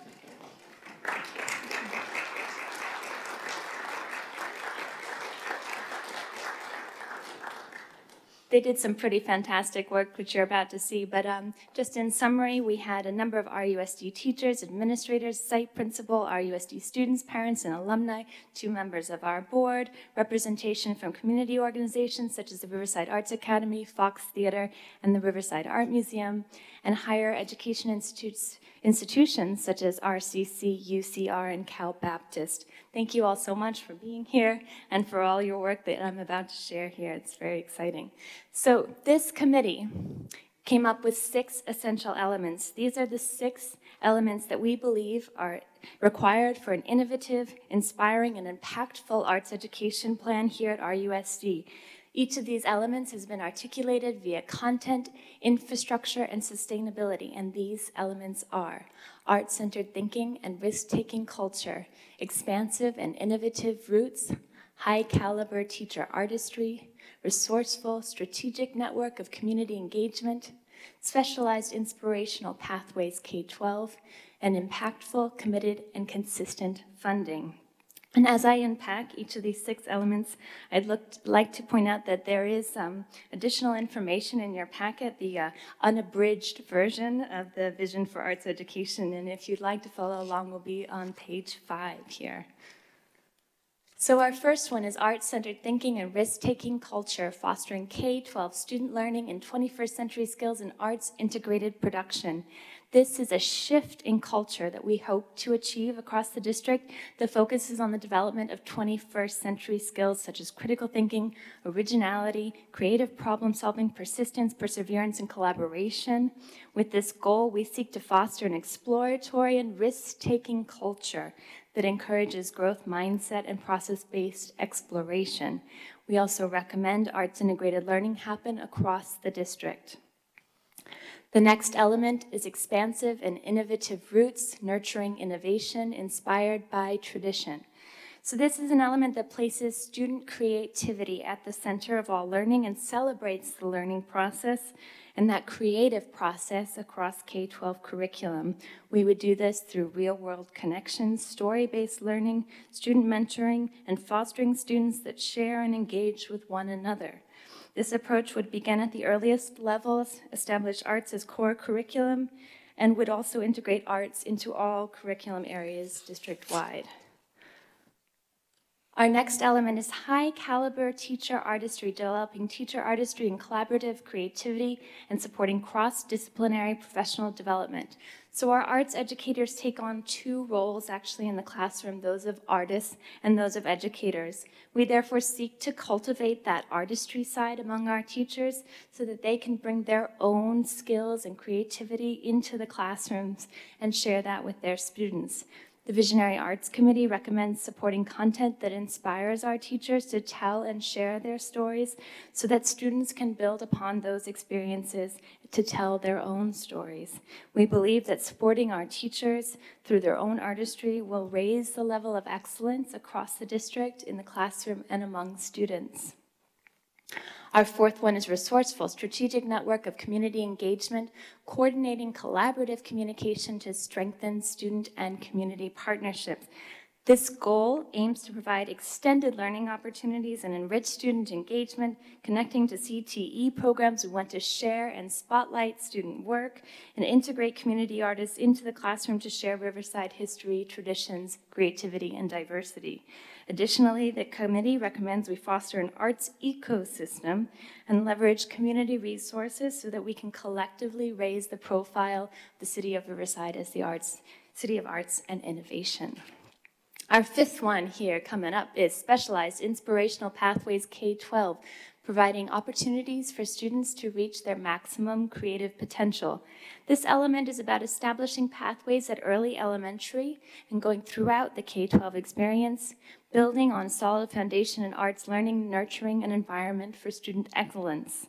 It is also about establishing partnerships with community colleges and local universities for dual enrollment and supporting a community of students who will become a long-term career network for each other.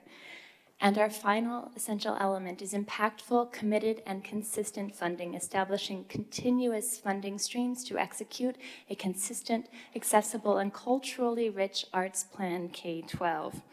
So this is where we seek to establish equitable funding models that are most critically consistent so that we can strategically invest in resources, educators, technology, spaces, equipment, opportunities, and field trips. This is essential for ensuring that our arts education is of the highest quality and so it becomes core part of our curriculum and that it can have the dramatic impact that we have seen that arts education can have in student learning. So this is only the beginning and the first step of creating our arts plan. And if this vision is approved by the board, I would begin this implementation process, which would look something like this. It would consist of calling out together a number of ad hoc committees who would provide input on how we can implement this vision. The committee would include stakeholders for each of the arts disciplines, teams who would examine implementation at the elementary, middle, and high school levels, special needs focus groups, parent groups, committees who will tackle each of these elements in detail and outline a phased implementation plan. I would hold a series of meetings with our highly invested community partners and then also seek to foster new community relationships. Finally, I would create a series of forums for anyone in the community to participate. I'm calling these the open call update meetings. All members of the community would be invited to attend these meetings to hear an update on where we are with implementation planning and to provide their input into the arts plan. This process, I believe, would take about 8 months, and in February, I would be right back here with you to present the Arts Plan K-12. Thank you so much for your time, and thank you for your consideration. I do want to acknowledge one more time our incredible committee members who have provided so much creative input into this process. If I can have them stand one more time. Yeah.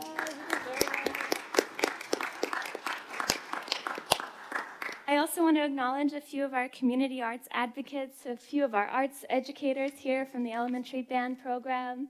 Thank you for being here, and a couple of our music faculty from Cal State San Bernardino who have come out to support arts education. I want to acknowledge the support of Dr. Lewis and Mr. Garcia, as well as Mrs. Alavi and Mrs. Locke-Dawson, who have given so much of their time and energy to support this and develop this vision. Thank you for listening to me tonight, and I'd be delighted to take any questions. Thank you, Anne-Marie. Great presentation. We do have a couple questions from the board or comments. Dr. Farouk, you're up first. Sure.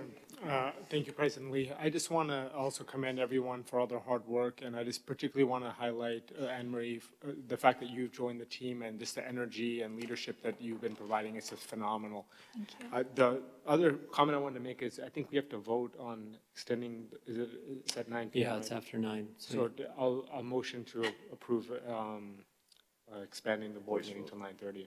9:30, okay. Motion to a second? All right. It'll take me a few minutes to figure out the vote. Are we all good with 5 minutes? All right, good. Okay, so thank you, Dr. Frick. Anything else? Mrs. Locke-Dawson. Thank you, Mr. Lee. Thank you, Ms. Guzzi. I'm thrilled to see this come before us. I do want to thank the members of the committee who gave so generously of their time. We spent a lot of time, hours and hours, developing this plan. And I want to just state the obvious here to the board, but these may sound like fluffy, meaningless words, but they aren't. We are on the record as a school district stating that the arts are of so much importance to us, to our community, to our children, for educational achievement. We have a vision and a strategy now that we've never had before that puts us in a position of leadership. And as a mom and as a community member, as well as a school board member, I can't overstate the importance of that in a city that has branded itself the City of Arts and Innovation for the past 10 years and has not much to show for that. So this is our opportunity to put Riverside out in front of, we're leading the way in arts education and excellence in arts. So I can't say how happy I am. So thank you very much. Thank you. Thank you, Mrs. Locke-Dawson. Mr. Hunt. Thank you, Mr. Lee. And thank you, Mrs. Locke-Dawson, Mrs. Alavi, and all of you for serving on this. Ms. Goody, if you could talk a little bit about, if you can drill down just a little bit, about careers. You talked about career paths somewhat. Just to tell you, my daughter lives in London. Yep. She's in a flat with 6 other young people. One of them's a set designer, one of them's a cameraman, makes big bucks. The young lady, her buddy, is a colorist. We're just down the street from the world's entertainment center. What are you doing as far as, I appreciate our citizens are involved, but are you beginning to reach out at all to the people at UCLA, the game designers, the industries, and all of that, about how our young people can get into sound and camera work and all that? Tell us a little about that. Yes, absolutely. So I have, I'm starting to build a portfolio of community connections here. I've only been in Riverside a few months now, but I've been working very hard with the Fox Theater, for example. We're getting ready to prepare, and I'm sorry to steal Ron's thunder because he was about to tell you about it, but we're doing a VAPA CTE internship with the Fox Theater in next fall as part of looking at some of those behind-the-scenes backstage career opportunities where students will be sitting side by side with Live Nation staff for a day. I'm building upon pre-existing connections I have with the LA Phil. We're looking at potentially, some ways that we can collaborate and connect on programs. We're looking at UCLA. They've got an amazing jazz program there that I've been in discussions with and looking to build that further. But certainly there's lots more work to be had with Disney, with a number of careers and possibilities there, both, in terms of the actual the talent you see on stage with in the performing arts with music and dance and drama, all of the things that happen behind the scenes with stage technicians, and then on the animation side, the game design, all of these things are really critical and important parts. So yeah, really looking at very much at that CTE connection, because I think it's very much what's happening at the state level with California Department of Education, where they're looking. So I think there's some exciting work to be done there for sure. I'm going to go on record, so I'll give my wife the credit, but her roommate in college is head of James Cameron's production. Oh, great. And I'm sure that she would respond. She's Aunt Terry to my kids. Okay. Her boyfriend teaches and wrote a book on game design at UCLA. I think Fantastic. And then North graduate, RCC graduate, my old classmate, is very high up in the Disney organization, Michelle Himmelberg, and Great. she's still a Riversider at her roots. So I think there's names like that, and many people in this audience will have the same thing. We need to get, we don't have enough. Now we have the gentleman, Garth, which is, I keep thinking Garth Brooks, that's not it. But he does all the animation figures for Disney and for Not Very Farm. He's right over there in San Bernardino. Yeah. And we need to be looking at those and really drill down on that. Our young people can have fantastic lifetime careers that will pay well if we do that, and we can't miss that. Yeah, for sure. Right. Thank you. Thank you. Thank you, Mr. Hunt. Gardner Holt. Thank you. Very close to Garth Brooks, You right? got it. Very close. To our other member on the board that was a part of that committee, Mrs. Alvey. Thank you, and I appreciate what Mrs. Lock-Dawson said, because I pretty much say ditto to everything you said. But I wanted to let the board know and the audience that this is a really ambitious plan, and you may not realize it because Mrs. Guzzi did such a great job of making it sound beautiful. You might not realize how ambitious this really is and how unique it is.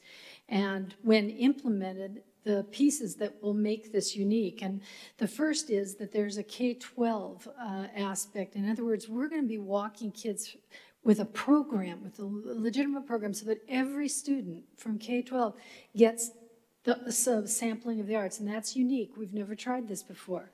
And we've always started band in 5th grade. I mean, this is something unique. And all the other arts education we've ever had, at least since I've been on the board, has been very sporadic. So I'm really excited about that. Second of all, there's a really strong community piece. And remember, we talked so much about this, that we need to involve every aspect of the community arts organizations. And that part is built in. And she's going to be doing her part to make sure that happens. And then the CTE that you brought up, Mr. Hunt, the CTE part has never been articulated before. I think that's really critical. And then the most important thing to making this successful is that we have brought up the subject of funding. And we hope, Mrs. Kakish, that the subject of funding is very much prevalent here.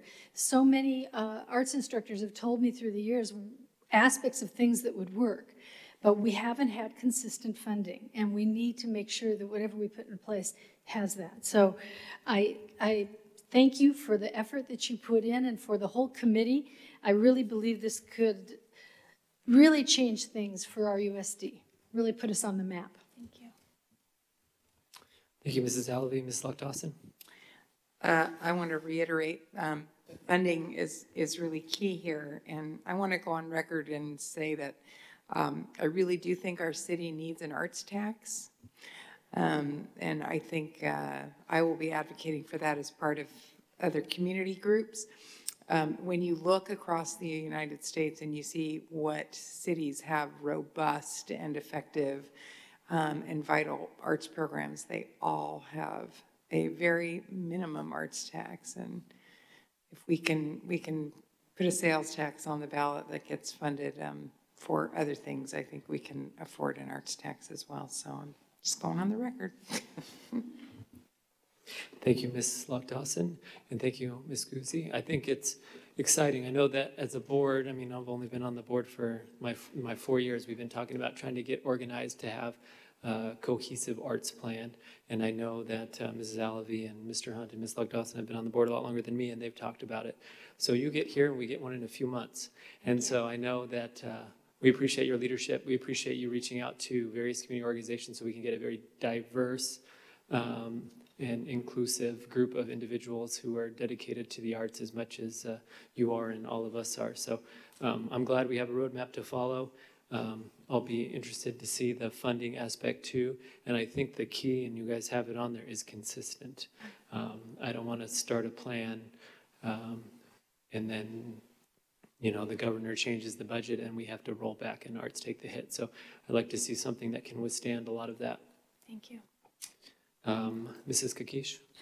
I just wanted to confirm that we've had that discussion with Ms. Anna Guzman, that we believe if the board has a priority that it is a core program, the funding needs to be part of the core program of the district. And so as they start this process, we'll be heavily involved into understanding every step of the way and seeing if any of it needed any negotiation impact and all that. So just wanted to confirm that that is, but we were having power issues here. Thank you, Ms. Kakish. Thank you, Ms. Guzzi. Thank you, Mr. Shearer. And thank you, committee that stuck around until 9 o'clock. Sorry to keep you waiting, but thanks for sticking with us till 9 o'clock. All right, we still have a couple more items on the agenda to try to get through. And the next one being CTE. Yes, as Ron comes up to the podium, as part of the monthly updates on different board priorities, Mr. Weston's going to give an update on CTE, with the focus being on an overview of the work that's been done this particular year. Good evening.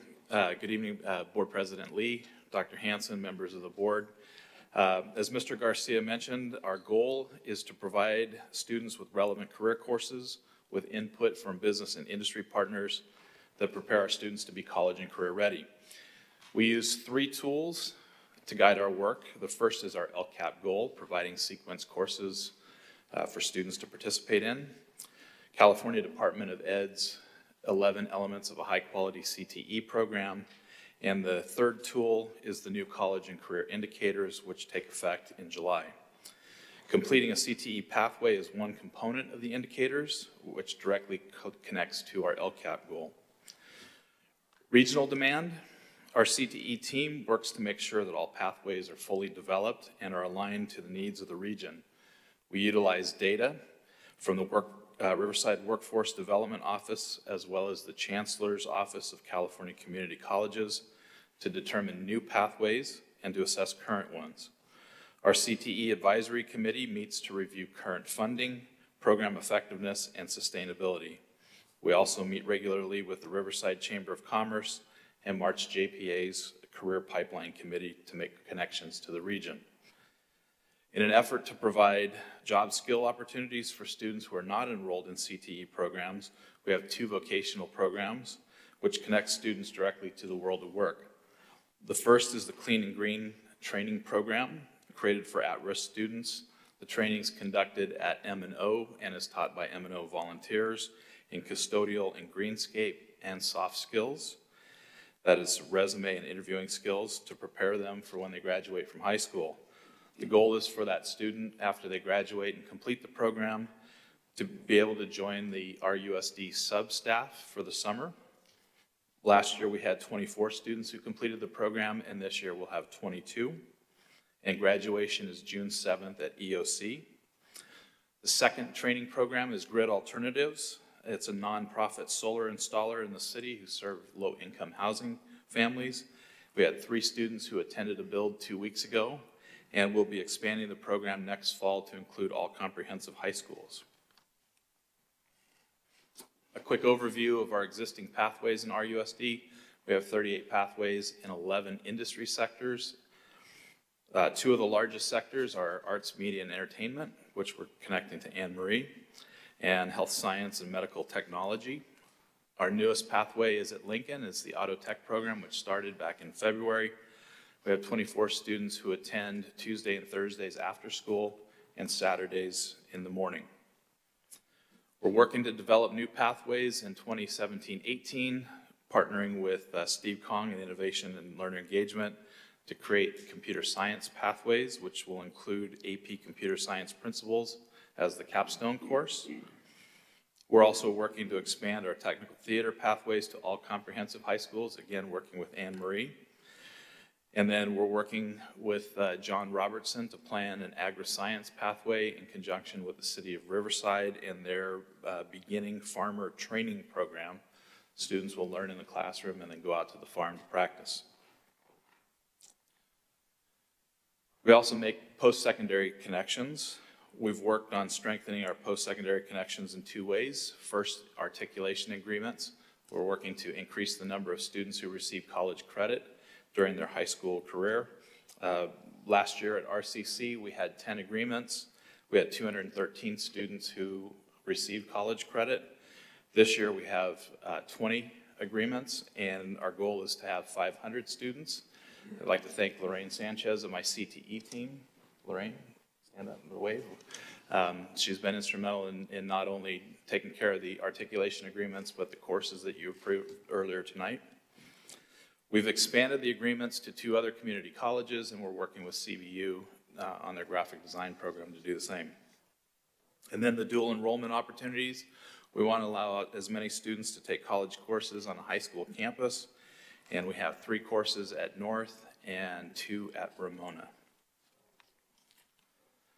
We're also working on creating internships and partnerships, and we've had a great response from our own departments within our RUSD, who allow students to participate in the internship program. Some examples: early childhood and preschool. We'll have students next year working at our early childhood department. Communications, student interns were here earlier tonight working in the back room. Nutrition services, students are signing up to work on the summer feed program this summer. And then next fall, technology services, there'll be job shadowing at each of our comprehensive high schools. Our external partners, we just completed an MOU with LaunchPath. It's an online portal to match business partners with students who are interested in internship opportunities. Altura has always been a great supporter of RUSD schools. They're continuing to do that for us in CTE by offering internships to our business pathways starting in September. Students will be able to go directly to their main headquarters and work behind the scenes there. City of Riverside, Scott Brocious continues to allow our students to work city events like the State of the City address a couple months ago.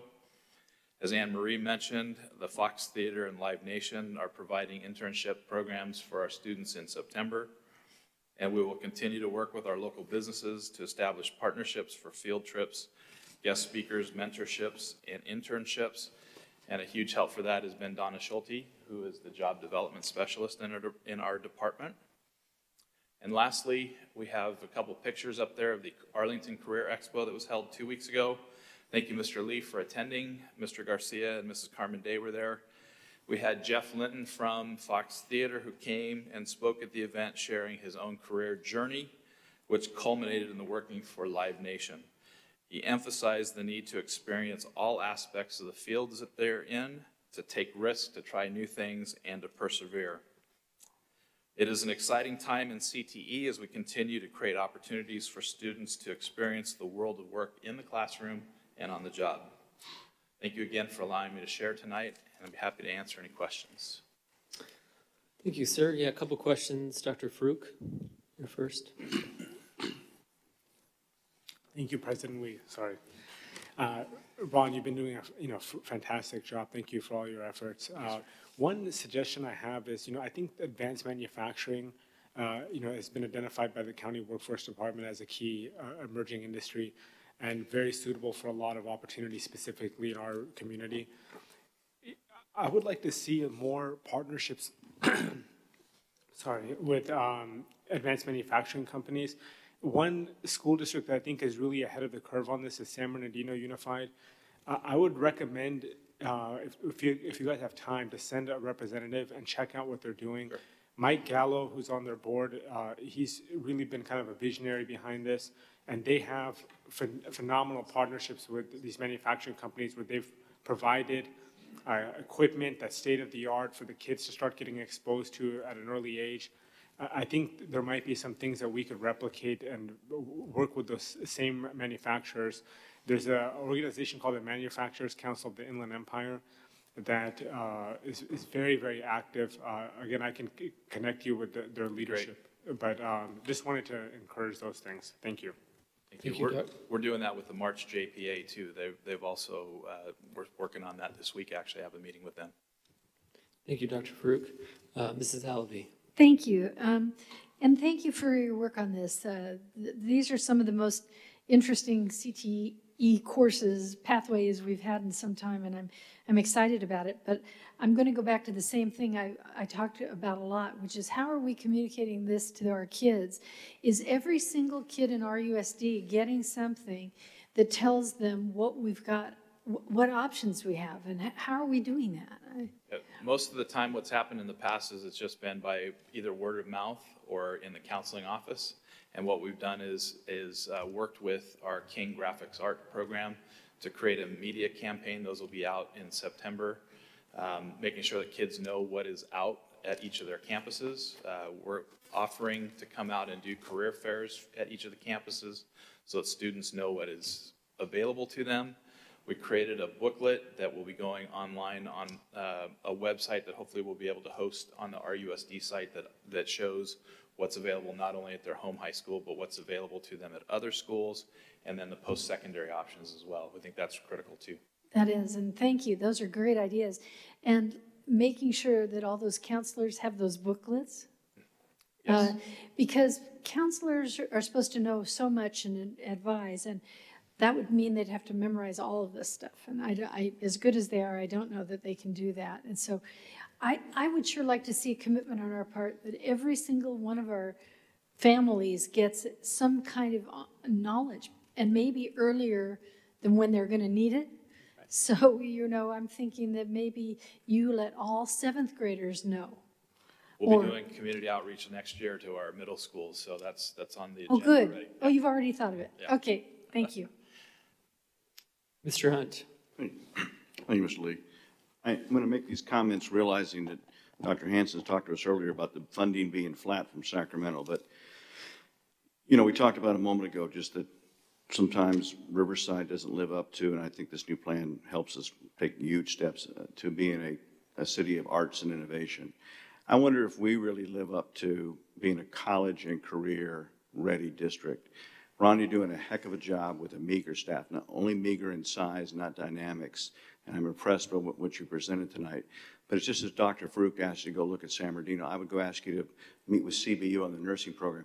We need to really put more funding into the career end of our district and really beef up this staff. And I think we only gave Ron a secretary last year. I mean, there has to be more, and if that means, I encourage Dr. Hansen, if that means bringing in a grants writer, or whatever we need to do, our companies want trained young people to come work for them. That's our job. Let's not let these tech schools that continually go out of business and take advantage of our young graduates and get them into student loans. We can do this here, but we've got to give Ron and that section of our district, we've got the college pretty well covered, and I understand it's our mandate and so on and so forth, but the career needs more investment. So I like what you've done with just a little, and for those that, somewhere in the Bible it says, for those that can take a little and do a lot, we got to give more, and I appreciate what you've done, Ron. Thank you. Thank you very much. Thank you, Mr. Hunt. Mrs. Lofdawson.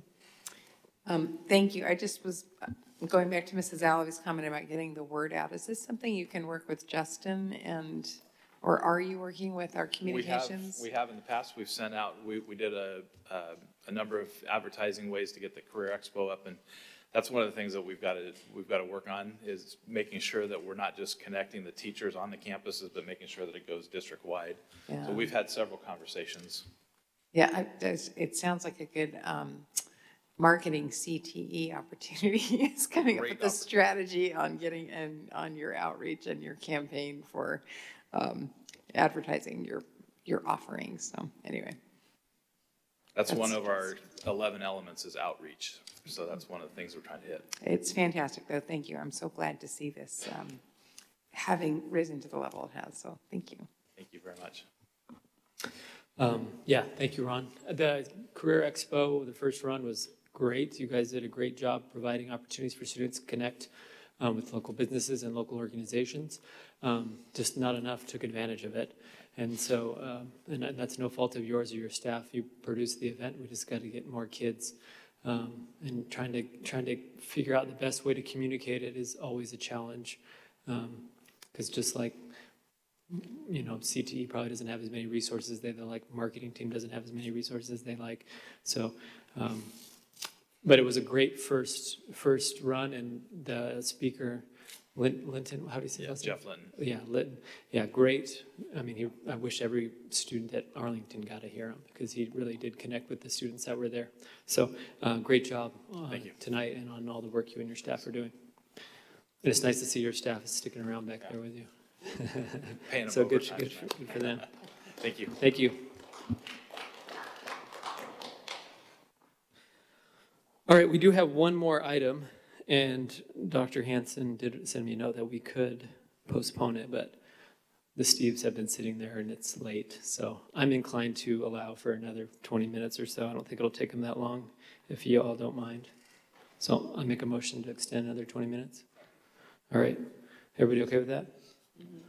The Steves. Ms. Hill, are you going to introduce them? My Yeah. fellow Gage Gator and Polly Bear. Yes.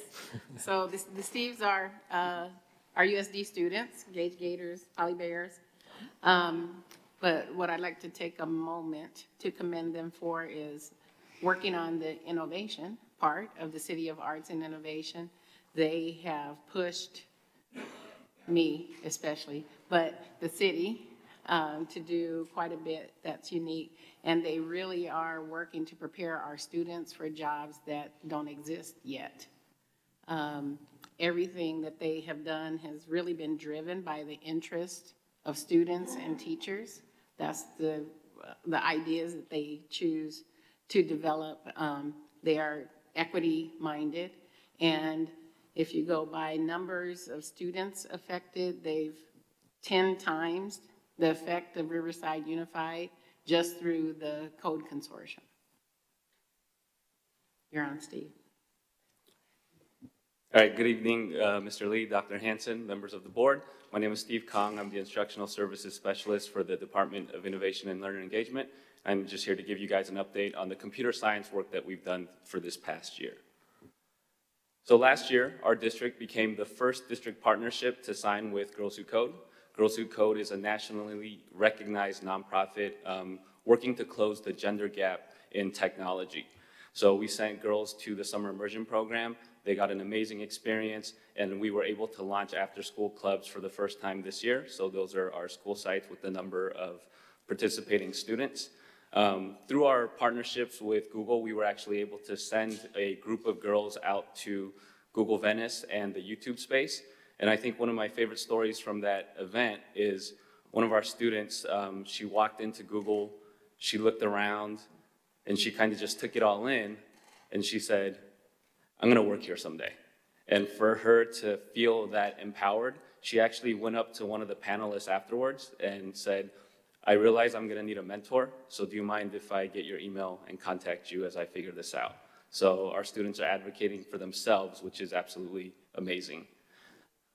In the winter, we hosted Family Code Night at 3 of our school sites. Based on parent feedback, we actually hosted 3 more school sites in the spring. We had over 250 families participate in this event. Thank you, Mr. Lee, for attending. Dr. Farouk, you were also in attendance. So based on our parent feedback, 54% of parents said they were interested in computer science before attending Family Code Night. 99% of our parents rated the experience as excellent or good, and 97% responded that they would like computer science to be taught in school. We currently have many ongoing partnerships. Right now, we've partnered with Smart Riverside. We have 2 programs going on at Fremont and Longfellow. These students are participating in an after-school coding program, and at the end of this program, Smart Riverside is donating laptops for these 6th graders that they get to keep and use throughout the rest of their careers. We've also have partnerships with Bourne's Technology Center, La Sierra University. We're hosting a 1-week robotics camp in the summer. We've also partnered with UCR to host the CS for All camp. And with Dr. Farouk's help, we were actually able to extend that to 2 cohorts. So we'll be hosting 2 weeks of that event as well. As the lead district in the Inland Code Consortium, we will also be providing professional development for computer science fundamentals at the elementary level, CS in science, and CS in algebra at the middle school levels as well. We're currently using a code.org adapted pathway for instruction. So you can see computer science fundamentals is at the elementary level. Mrs. Alavi was walking Madison during our Innovation Month tour, and she got to see some of these unplugged activities. So the power in the curriculum from code.org is that students actually learn computer science concepts without ever getting online or even using a device. But once they see the lesson and participate with the student or with their peers and the teacher, then they're able to go online and see the online connection. We'll be offering computer science discoveries at the middle school level. We have computer science and science and computer science and algebra integrated in our middle school at the 8th grade level. We also have exploring computer science and AP computer science principles in our high schools, and this year we were able to start 5 new sections of those courses. So these are all brand new courses that we just launched. So this is an example of a lesson in code.org. You can see the student is solving this puzzle. They have to draw a triangle and a square. The language that they're using is called Blockly. Blockly was developed by Google to teach students computer science concepts without having to actually worry about syntax or the language. So what I mean is, in this example, you can see Blockly on one side, and then you can see the JavaScript text on the other side. So within any sort of programming language, if a student makes one mistake in just spacing or capitalization, the program won't run correctly. So by having students go through Blockly first, they understand the concepts, and then they transition into typed text. Currently, we've trained 83 teachers across our elementary schools, 30 teachers at the middle school level, and 6 high school teachers, with the potential to impact 42,000 students in our district. As the lead district in the Inland Code Consortium, which is also recognized by CS4All as a national member, we've actually trained over 325 teachers across 15 districts and the County Office of Education, so that has the potential to impact over 350,000 students. So oftentimes, technology might look like this in the classroom, but what we're hoping for is to have students extend their thinking with computer science and computational thinking.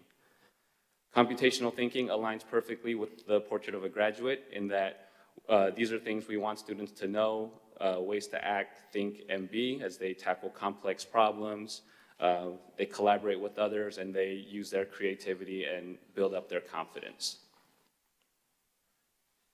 So in our district, we're focusing on a blend of computer science and computational thinking. So a lot of districts out right now are just kind of focusing on coding, but we're focusing on CS and CT.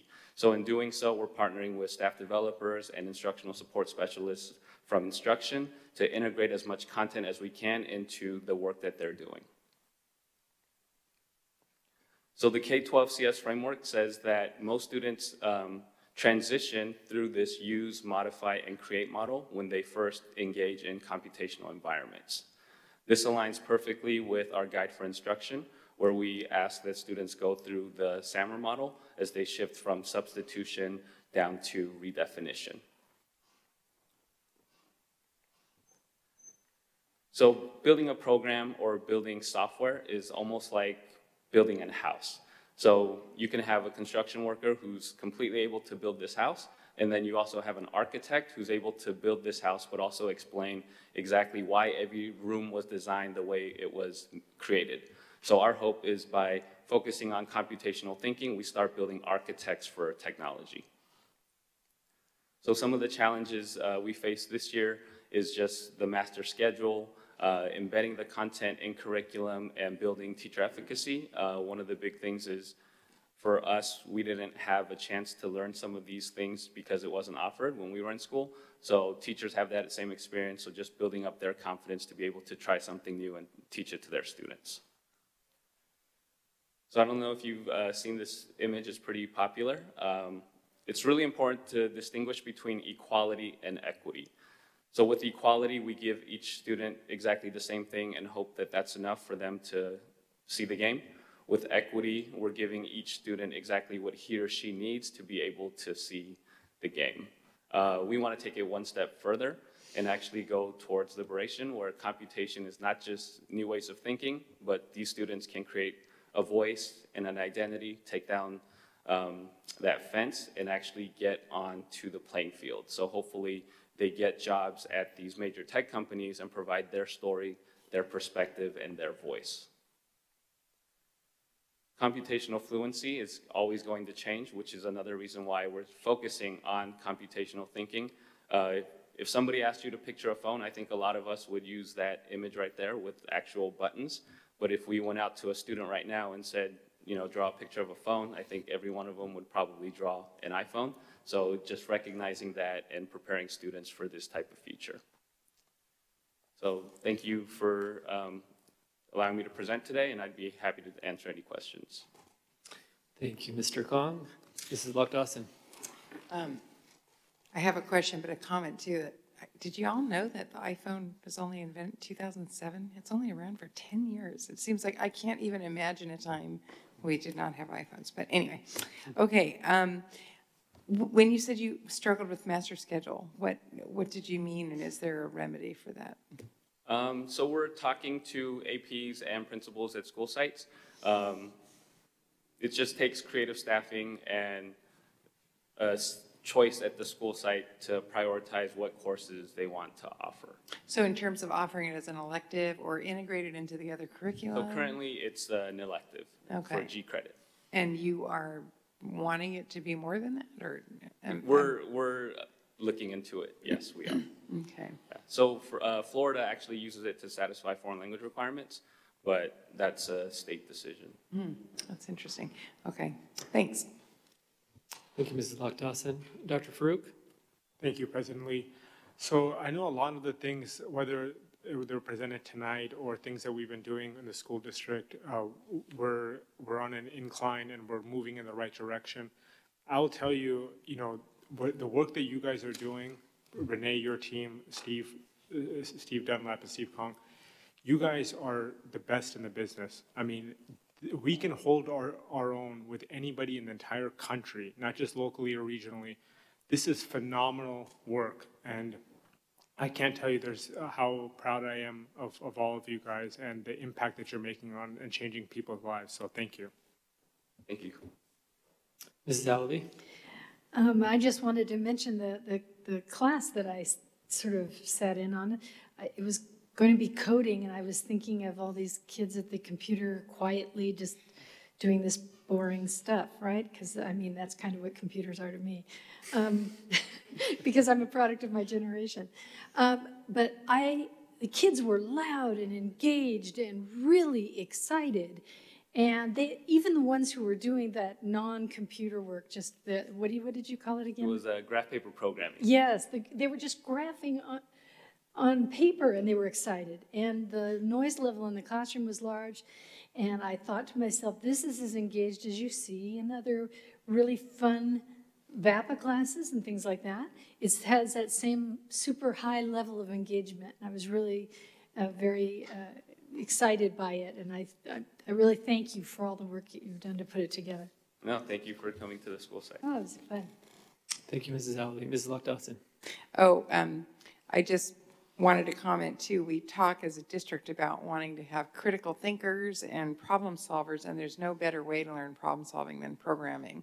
You know, taking a large, unformed, amorphous problem and breaking it down to its component parts and then coming up with solutions and then bringing it all back together into a synthesized solution. I think that's a skill that transcends all disciplines. So I would totally support whatever you need with the curriculum stuff. That's why I was asking about it, but thank you. Thank you. Yeah, thank you, Steve, Renee, everybody. It's fun to go on tours with you guys because it's like Mrs. Alavi said, the kids are really, really excited to be there. And it's just a different type of environment. I don't really know how to explain it, but Mrs. Hill challenged me when we were walking in at Magnolia. She said, don't ask the kids what they're doing, ask them what they're learning. And it's like, these kids they don't even know that they're learning. They're just playing, they're having fun, and they're just learning without knowing it. But no, they know. They know. When you ask them what they're learning, they know exactly what they're doing. And thank you too for letting me crash some of those events with my kids. I know they weren't necessarily all designed for preschoolers and kindergartners, but now when my kids ask, hey Dad, can I play with the tablet? It's like, as long as you go to code.org, you can play with it. And it's like a treat, it's a reward. So I think anytime we can reward our kids with building blocks for learning, that's gonna teach them how to think in a different way, whether they want to be programmers or game designers or work for Google or not. I think it's something that was, you know, when you and I and Mr. Dunlap and I guess most of us in this room, we didn't have these opportunities. You know, you had to be like the math geek or the science geek to take advantage of the computer science classes. It just seemed like taking Chinese, and it was just so foreign. It was just unreachable. And, you know, thank God for brilliant minds in Google for making this available and accessible for free. You know, I mean, it's pretty remarkable. And for smart leaders like yourselves to bring it and make it accessible to our school system. So thank you all. Appreciate you being here and for sticking around late. You guys all look tired. We should do some jumping jacks or something. All right. Thank you. So that brings us to a conclusion. We will end with board member comments and any items for future meetings. And we will start with Mr. Hunt. Thank you, Mr. Lee. Members of the board. Couple things. If y'all know where the corner of 14th and Market is, right off of there was an antique store, Old Glory, run for years by a former Alvord teacher, retired Alvord teacher. She passed away last year, and her daughter had a big sale, and I went over there. And rummaging through the Life magazines, which is always fun, I came across two magazines that are the School Board Journal from March 1916 and March 1917 that are just fascinating. And if you just allow me, I'll do it quickly. Just a few things I wanted to show you. A few things have changed in the last 100 years in education. Let's see, in 1916, board members in America numbered 600,000 and teachers numbered 500,000. No wonder they wanted a union. I mean, you know. And just let me, bear with me. I did mark these.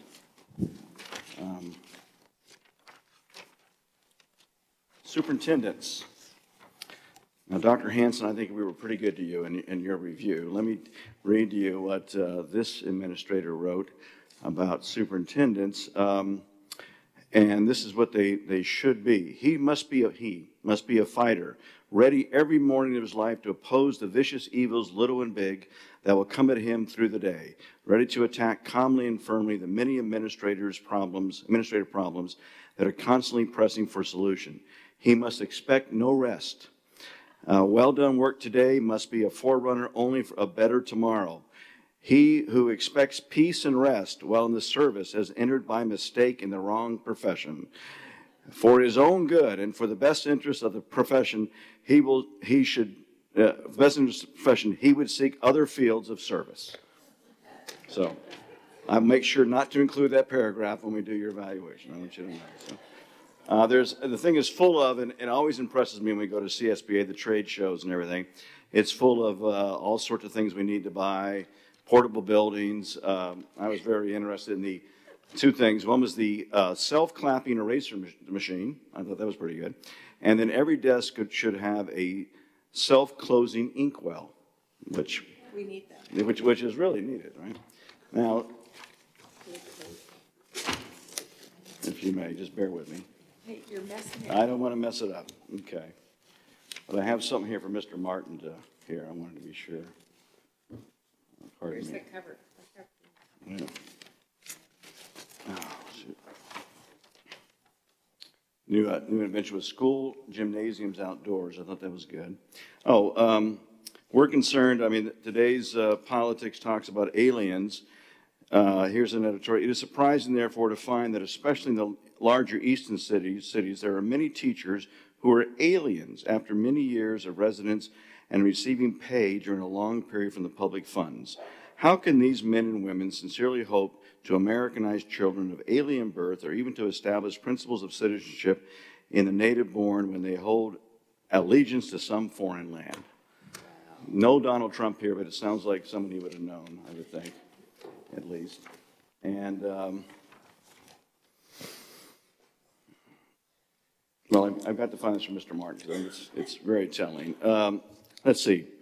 We have, in Davenport, Iowa, the board has fixed the minimum salary of men teachers in high school at $1,700 a year, and that women instructors at $1,400 a year.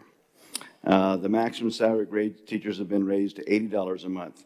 It also goes on to talk about, let's talk about our CSEA members, where the janitors were jumped from $40 a month to $160 a month. And this was in, and I looked at that, I thought, okay, 1917, what was going on? I looked it up, and we had a war going on. And so the Army was paying about double what janitors were making if you would just go over to France and take on German bullets and mustard gas. And so they had to raise the money for the custodians. But it's very interesting. Be glad to have you look at these. I mean, it's just we've done a lot in 100 years, and I'm proud of that. Lastly, Tim Martin brought up the May Day march today. You know, I wouldn't usually take part in something like that, but I was looking for an LA Times and I have lunch with, and I couldn't. I walked by where they were doing the march, and Perry from our LULAC committee was there, and he yelled at me. And so I went and chatted with him, and he introduced me to an Hispanic lady, a very dynamic lady, who spent 31 years in teaching and administration in Rhode Island and San Bernardino. And when she found I was a school board member, she quizzed me on whether we had dual immersion. And so I think I defended the district and all of you very well.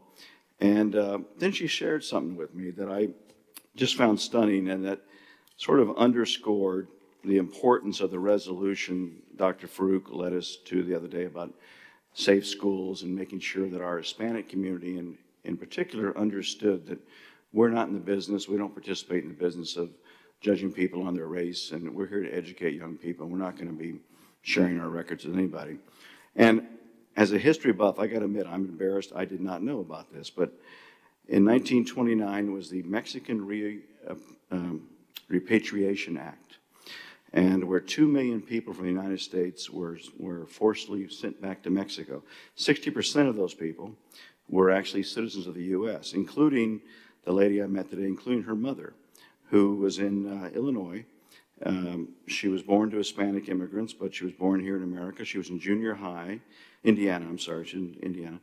And with this act, she was forced, along with her parents, back to Mexico, where she didn't know anyone nor the language. In 2005, the state of California did issue an apology for their part in this tragic and fully un-American program. And because the forced movement was based on race and ignored citizenship, scholars have since claimed that it meets the standards of ethnic cleansing. Again, this sad chapter wasn't in my history books, nor in college or in high school, nor was it talked at the dinner table at the Hunt home. I've just learned about it. But I think to underscore what we did and to realize more of the gravity, the good things, and compassion we showed, that it really does speak to our Riverside Hispanic homes that we took that step. And I hope it speaks loudly to them that we care, and we're here for the children, all children. Thank you, Mr. Hunt. Mrs. Allaby? Thank you. A couple of months ago, Mr. Hunt and I met with some members of our public utility.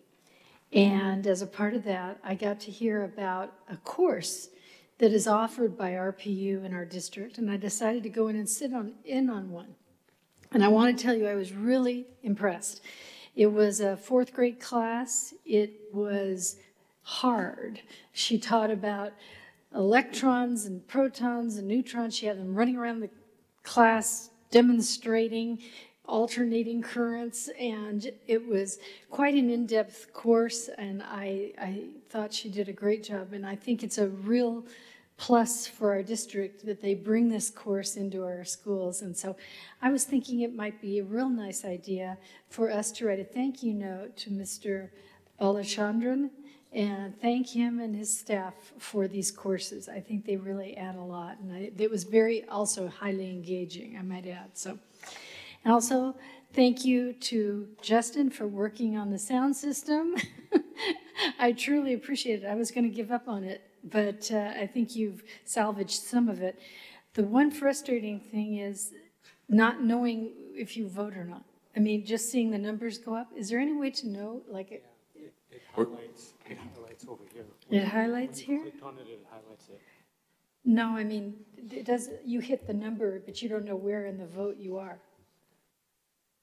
It just goes 1, 2, 3, 4, 5. I would have liked to have something that, I don't know if it's even possible, but thank you. You got it working, so I appreciate it, or whoever. Thank you, team back there who's been working on the sound system. Good job. Okay, thank you. Dr. Farouk. Mrs. Lock-Dawson. Thanks, Mr. Lee. The only other thing I would say is, Mr. Hunt, in 1917, there was a flu pandemic, and I'm sure keeping schools clean was very important back then. So I think that was important. Anyway, I just want to say, we're coming to the close of the year. Graduation's coming up, AP testing and IB testing. I know my daughter's got an AP test tomorrow. I just want to thank all the teachers who are helping shepherd our kids into the next chapters of their lives, and also wish all our students good luck on all those tests. So anyway, and everybody else, good night. Thanks for hanging in there. Thank you, Mrs. Lock-Dawson. Thank you, everybody, tonight. I know it was a little bit longer than we all wanted to be here, but we got through a lot of good stuff, and I think we heard a lot of good things. And thanks to Justin and your team for this system. I know it was our first run at it, and I know we're not the best test subjects. We just need a little bit more training. We're not like our students. We're a little bit slower at learning. But I think I have some good feedback with you, but I'll save it for later so we can go home.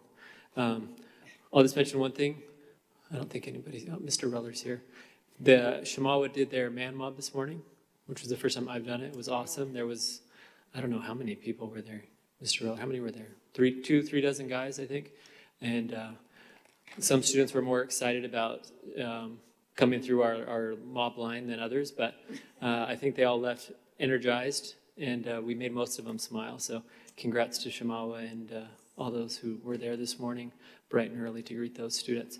So with that, we'll adjourn this meeting, and we will see you all at our next regular scheduled meeting on May 15th. Thank you. Meeting adjourned.